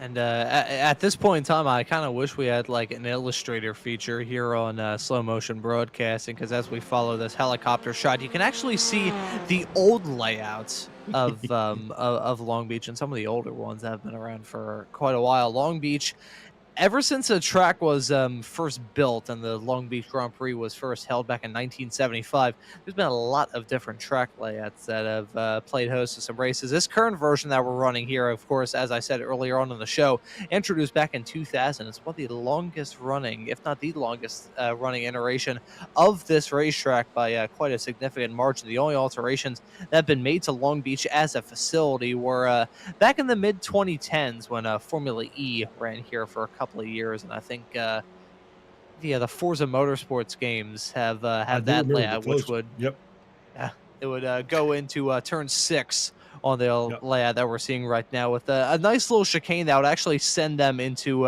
what is pit exit here. So that's a nice little fun fact about that Formula E version of the circuit. Yeah, I do remember the Forza version that was a much shorter layout than what we're currently running. It seemed like it cut off about half of the front straight and end up turning itself back onto the back half of the circuit. It was a fun little track actually to drive. I actually did quite a bit of Forza when it was the premier racing game there for quite a while. Forza 4, 5, 6 in that time frame. Really enjoyed that, but I'm much more happy. But a little more in debt by using iRacing, but that's fine. I still enjoy it. I think my only suggestion for iRacing is they need to introduce some of those short layout that's Forza had as side-by-side racing between Chuck Labano and Nolan Bromer. Bromer tripped up a little bit coming out of turn number 9. That's going to allow Chuck Labano to slip his way up into P6, so well done to Labano, just picking him off and getting that move done when the opportunity presented itself. And there you could see Bromer sliding through that corner. Really nothing he could do. The rear end just having a mind of its own in the 21 machine. I would be curious to find out what his tire wear is going to be on that right front at the end of this race. I think he may starting to struggle a little bit because obviously the fronts get abused. I think we ran as far as I say we as my team. I think we ran the Nürburgring 24-hour race, and I think you could run 3 hours on the rear tires or 2 full fuel stints in the TCRs. But there was no way you were going to run more than a stint on the fronts. It couldn't happen. So I'm with the way that thing is kind of stuck out there. I'm just kind of wondering if if that front right is starting to give up a bit. Yeah, I gotta imagine that tire is probably in the negatives as it stands currently. The cords are going to be poking at in the not too far off future. Then come time for the checkered flag, his tire wear is going to be at a. Let me do this as like a cheesy like game show announcer. His tire percentages will be at a big round 7. Oh boy, I've been there and done that. I remember. In my early karting days running at this indoor go-kart track Speed Raceway, which was bought out a couple years ago by K1 Speed, they put these hard kart tires. I can't even imagine what the diameter was on that. I think the glass of water that I've got right now, that's basically what the tires were like whenever you knocked into them. And even then, there were some cords showing out of some of them, which I'm not even sure is honestly legal for them to do running an establishment like that, but it's above my pay grade. I guess they went that whole period of time without getting sued, and I think they're also owned by a former Eagle as well. So yeah, I guess they have the money to back up in case again. I'm not sure the legality of it all though, so I will not speak any further. Right. Yeah. So we'll know if Bromer, because there is a flat tire that can happen in iRacing, especially when you have a damage like that. You can run them down to 0, and it will give you a mechanical, the meatball flag, mechanical black flag. You'll have to come in and change it. So if we see him slow off the pace quite significantly during the course of the lap and then pit, you'll know why. He'll have to come in and get that tire changed out, and obviously would take his fast repair and get that car righted again, but obviously losing significant amounts of time by doing that. And hearing from Casey Knight in the YouTube chat about the one yang to the general ying that is the that is the Hyundai Veloster. I don't know why General Ying sounds like a character you'd hear on, like, I don't know, the Tonight Show with like Jack Parr or something like that. I think I ordered that last week at the Chinese restaurant. Yeah. Hello, I'd like some General Ying, a pizza roll, and maybe a bottle of Pepsi with it as well, or Coke, or RC. Man, that would be interesting. Imagine a Chinese food restaurant that sold RC Cola. That's rarer than a Stradivarius. Yeah, for sure.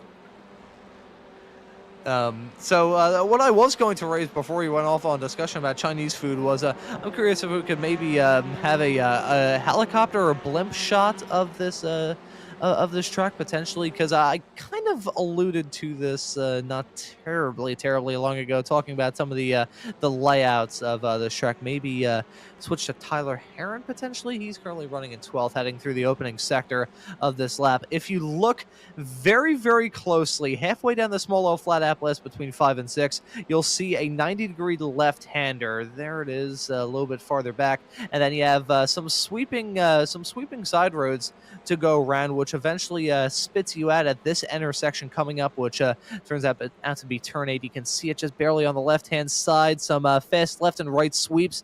That was coupled with the fountain section. Most of the track with the detour heading through that left-hander right after turn 5. That was the layout of this track in 1999. It was kind of a merger of the track layout that was used from 1992 to 1998, and then the merger of the one that we have to this day. So kind of fused the two together in a one-off for that season. And it's actually Juan Pablo Montoya winning that race back in 1990, which I think was the third race of the 1999 kart season, which was, I mean, talk about some star-studded drivers back then. Holy cow. I don't really talk about too much on these broadcasts, but I have my own little thing where I occasionally make YouTube videos talking about IndyCar history, albeit considering this is my, like, 88th or 89th broadcast this year. I haven't had too much time to do that here in 2025. Just looking back on like late 90s IndyCar, you had some fantastic drivers. I mean, just going through the list, you had guys like, I mean, Dario Franchitti, Juan Pablo Montoya, Tony Kanaan, and then going through the old guard that is kind of getting out around the time. Emerson Fittipaldi had his last season, 1996, injury shortened season, ended up breaking his back and quit racing after a crash in Michigan midway through the 1996 season. Bobby Rahal also had his retirement season in 98. You had the likes of Max Pappas, obviously the late great Greg Moore, who we lost way too soon in a crash at Fontana Speedway at the end of the 1999 season. Then you look through some of the other drivers, Brian Herta. It's just, I'm kind of upset the fact that, I mean, in 1999, I was -5 years old, so I couldn't really experience that era of the sport at the time. But seeing that cast of characters, some of those grids back then, absolutely fantastic. I mean, granted, you had the balancing out of like guys like Dennis Vitola and King Hero, if anyone knows that story from the from the annals of IndyCar history. You can say that in the YouTube chat, the origins of King Hero in IndyCar lore. But you just had some fantastic drivers back then, some brilliant racetracks as well. Yeah, absolutely. As we're going to go back here, we've got a battle starting to heat up here for P2. Michelle Squarick is getting closed down by Ryan Campbell. He's made that gap up. It's now a half second. Josh Justice has fallen off a bit. Michael Odell is actually gaining quite significantly on Bromer. That'll be for P7. Justice and Anderson will be battling. She's a half second behind Justice currently. So we've got a few battles left here on the track that are starting to heat up quite a bit, with just about 5.5 minutes left to go in the race. Ooh, I think maybe Campbell may have touched a wall there.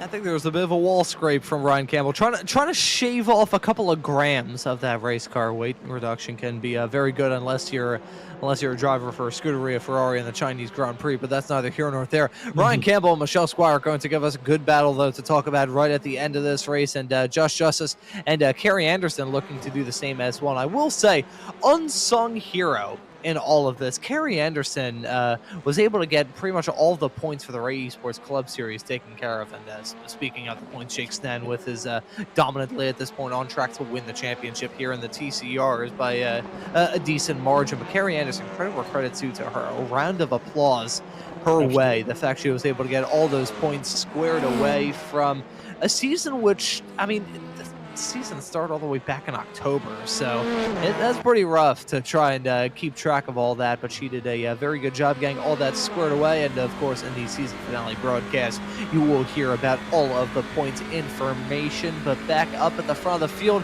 with this podium with this battle for the final podium spots, not this podium for the final spots.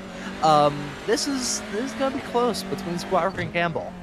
Yeah, I think Squarick, or I should say, I think Campbell has made up the gap, and now he's just kind of studying Squarick to find out where the move is going to have to be made. Obviously, Squarick, and you said it earlier, you said it, obviously we're going to talk about Snedden, but you said Squarick is fast, and she is in everything, and this is the one that, you know, she's a lot more consistent than she is fast, so she's up at the front. Just because she can run consistent lap times, even though she doesn't have quite the pace of Snedden, she's still up there running in P2. And so now Campbell looks like he's lost a little bit. Maybe he's overdriving just a touch to try and keep that gap down between himself and Michelle. So it'll be looking here on the front straight to see if he can make up some of that time.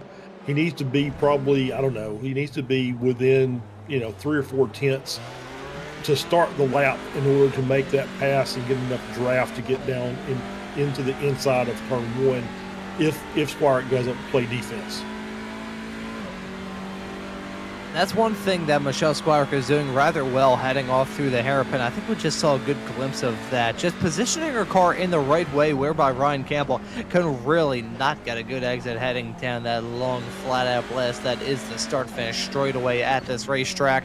Just saw that get put on full display a few seconds ago, and I have a feeling that will be the strategy that Michelle Squire looks to try and use when it comes to a race at a street circuit, whether it be here at Long Beach at the likes of Belle Isle or the Chicago Street Course. Positioning your car can be super important. You may be a little bit slower lap time wise, but if you can just place your car exactly where your competitor doesn't want you to be, it can make a huge difference. Yeah, absolutely. You're exactly right. As we're on board here with Ian Anderson, still running in P4. It's where he started the race. He hasn't been able to keep the pace up. He's dropped down. He's 12 seconds behind Campbell. I did see Odell has made his way around Bromer to pick up P7. He's now 1.8 behind Labano closing down on Santinelli for P5. So still got about 4 cars there within about 3 seconds to 4 seconds of each other. So still positions that might be swapped before it's over with. Anderson's dropped down. I think she was a little within a second. She's now at 1.3. So she's still doing a good job of just keeping track of Justice in front of her, and see if she can close that down before the end and make a gap. As we're probably with probably this is the not quite. This is 2 to go, I think, as Sneddon crossed the line. I think it was probably about like 15 or 16 seconds in it between that being the white flag in the air or the double sticks from Barry the Flagman. 2 laps left to go here, and we'll also race talking about this racetrack. I saw some like roadwork signs heading down the start finish straightaway. It's part of the reason why the IndyCar Racing Cleveland kind of went away after they had to move off the airport, because if anyone's ever driven through the state of Ohio, you know that the state flower there is the traffic barrel. I say this as a Philadelphian who has gone through Ohio quite a decent amount of times, I gotta say. As look at that, that's a creative interpretation of track limits there from Tyler Heron right in front of Jake Sneddon.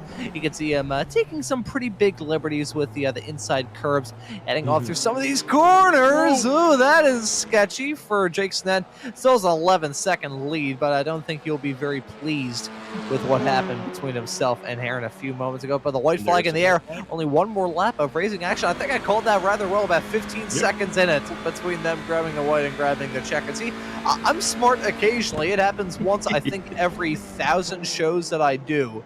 So there's a nice little fun fact for all of you here. But Sneddon on track to cap this season off in dominating fashion.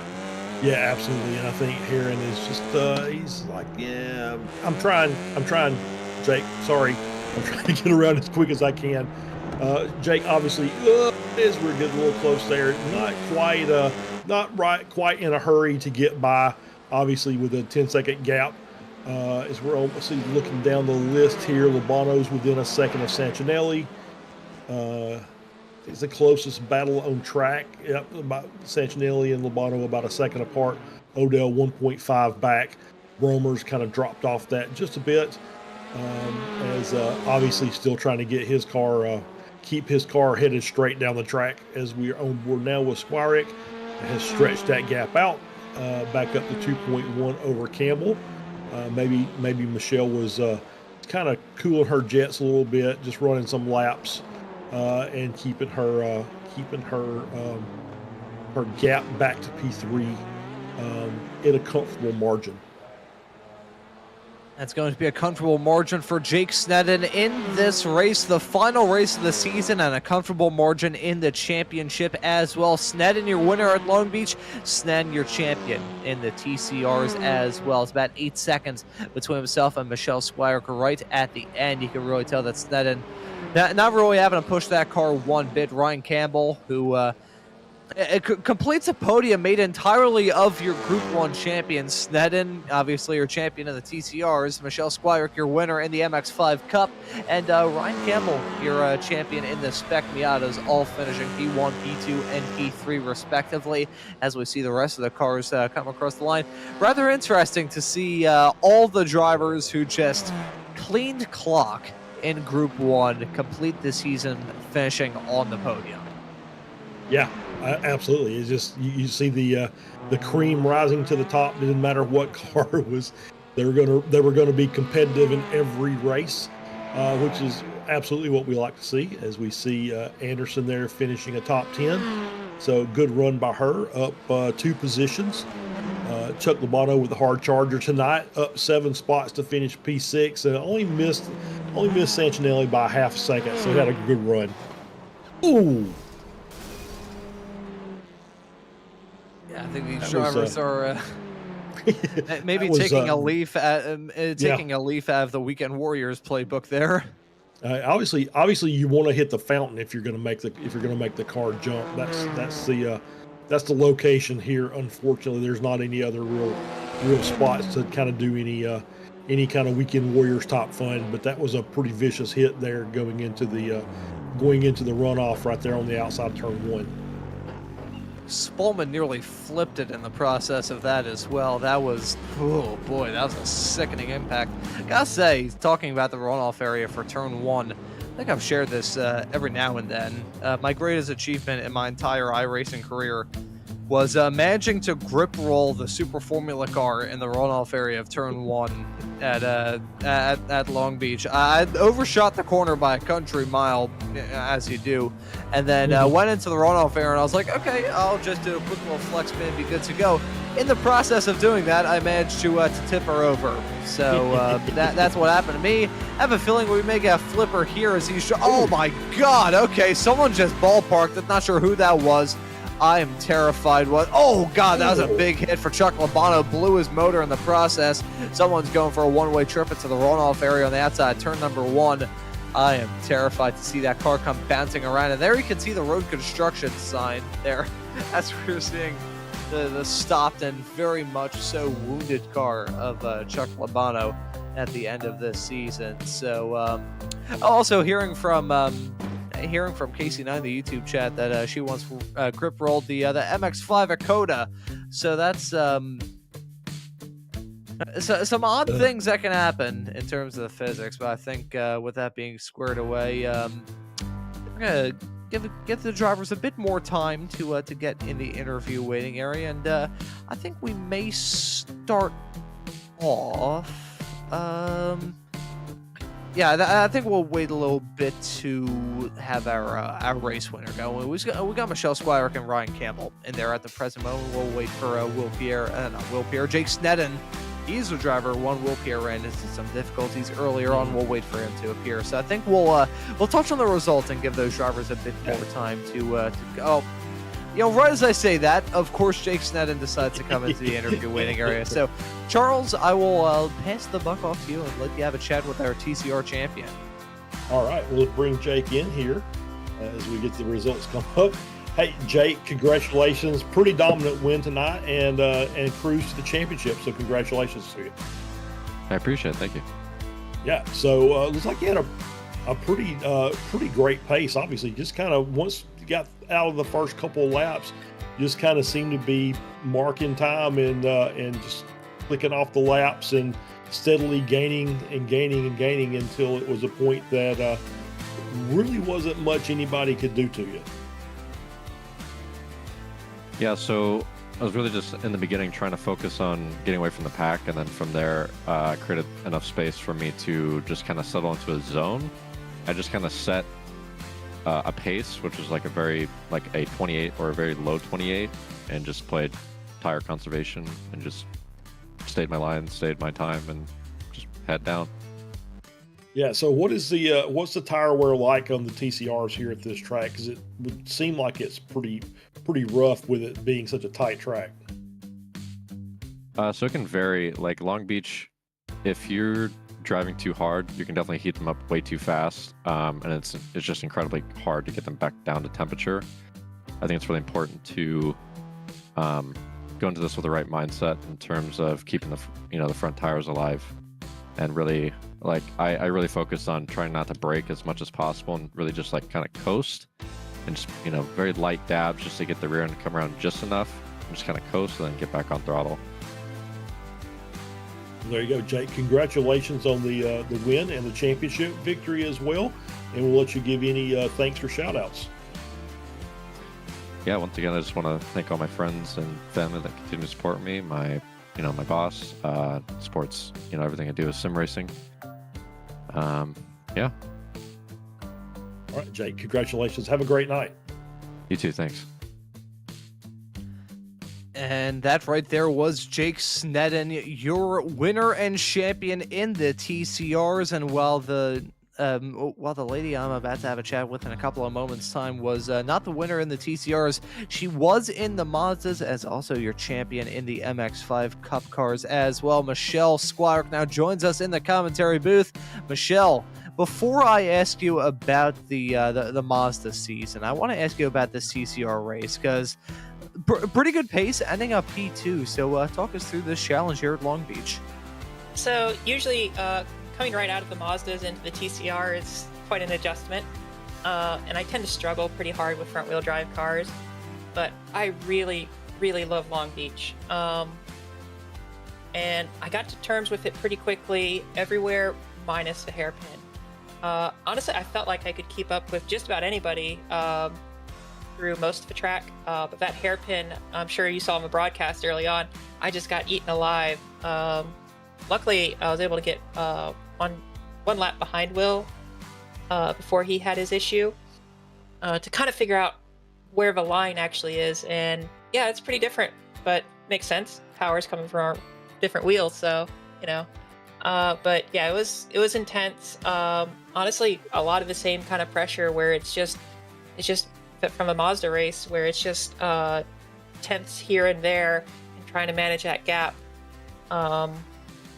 So because I knew where I was quick and I knew where Ryan behind me was quick, so I was just trying to manage that the entire race. Really, I think managing the racing here at Long Beach, whether it be in the Mazdas or whether it be in the TCR, or really any car around this racetrack, I feel like managing the race is super important to try and do well. But I want to ask you about those Mazdas, grabbing the win in rather convincing fashion and capping off a season full of dominance, which ends with a championship. Oh yeah, Mazda is definitely were kind of my little passion project with this, the whole race esports club racing league. Obviously I drive a Mazda in real life, so I really wanted to put in a good effort there. And it's actually really good timing because just as I wrap this up, starting my real life Mazda's been repaired and ready to go out to VIR in about a week and a half. Awesome. Well, we usually like to talk about the sim to real world connection on these Ray Esports shows, whether it be with the Weekend Warriors or with this series. So I want to ask you a little bit about that and give the floor to you so you can tell the viewers a little bit about your real life racing stuff. All right. So obviously I've been racing in the MX-5, Spec MX-5 for a while, back when it was even the Spec MX-5 Challenge Series. Now it's official part of the SCCA. It has been running with runoffs for the last 2 years. Unfortunately, wasn't able to make it to runoffs last year, but going to mount that challenge this year and getting ready to kick off my season at VIR, like I said. Then over to Oklahoma for Hallett, Mid-Ohio, Road America, and then wrap it up again at Road America for runoffs. That trip up to Road America. I may end up having to go on a trip there at some point, A, because I'm a big fan of cheese, and B, because I'm a big fan of racing. But Michelle Squire, thank you for joining us in the interview waiting area. Congratulations on the championship in the Mazdas and the win in that class as well. And hope to see you sometime here on SMB, wherever it is in the not-too-distant future. Thank you for joining us. Thank you. I'll see you for Group 2 in 1 week. Alrighty, sounds good. Hope to see you there. All right, bye-bye. And that right there was Michelle Squirek, your champion in the Mazdas and P2 finisher at the end of these TCRs. So that's unfortunately the only time that we've got for in terms of interviews. But Charles, that caps off Group 1 here from the Ray Esports Club Racing League. A brilliant season with the Mazdas, a good season with the TCRs as well. Some very deserving champions.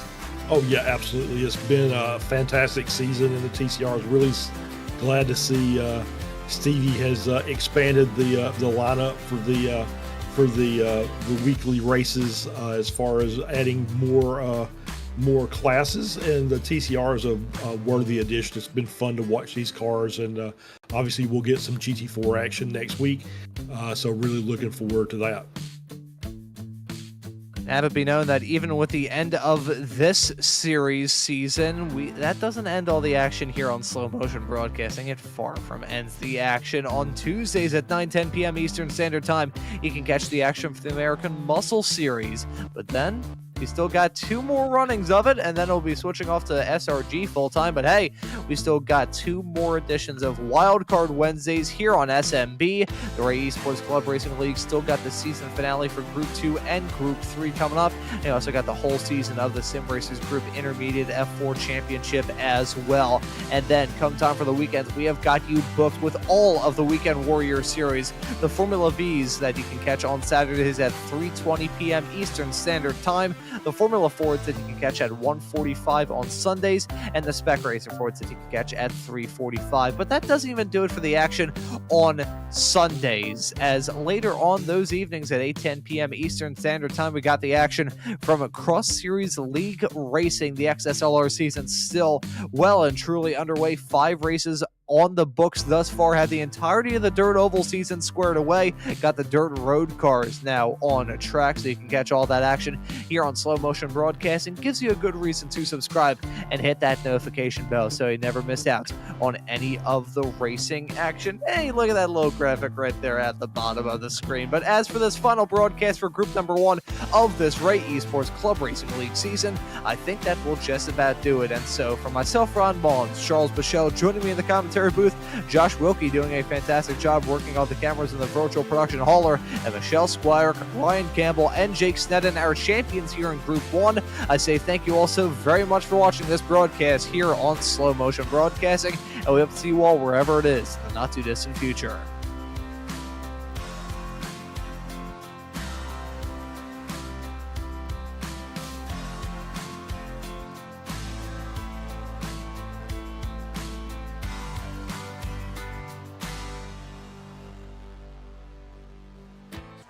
Through dip 50, slowing crest 40, 1 left. Caution to 2 right short to 5. Introducing the Sim Motion Rally Sequential Shifter. Our shifter is specifically designed for sim racing enthusiasts who want to enhance their experience in the rally world using a push-pull system. Compatible with wheelbases like the Sim Magic Alpha series, V&M Direct Drive, Fanatic, and Simicube, and can easily be installed in minutes. It also has the adjustability to suit any wheel or driver's needs. It's also plug and play with titles like Dirt Rally, iRacing, and WRC. Available now at sim-motion.com. Sim Motion has teamed up with iRacing and V&M Simulation with an extreme prize package for Season 4. To win, paint any car with a Sim Motion logo, race in 10 official iRacing events, and you are entered to win an extreme direct drive and GT wheel bundle. But that's not all. Compete in the Formula 1600 Fixed Series, win your division, and you could score this set of pedals. Gear up and get racing. The rewards are waiting.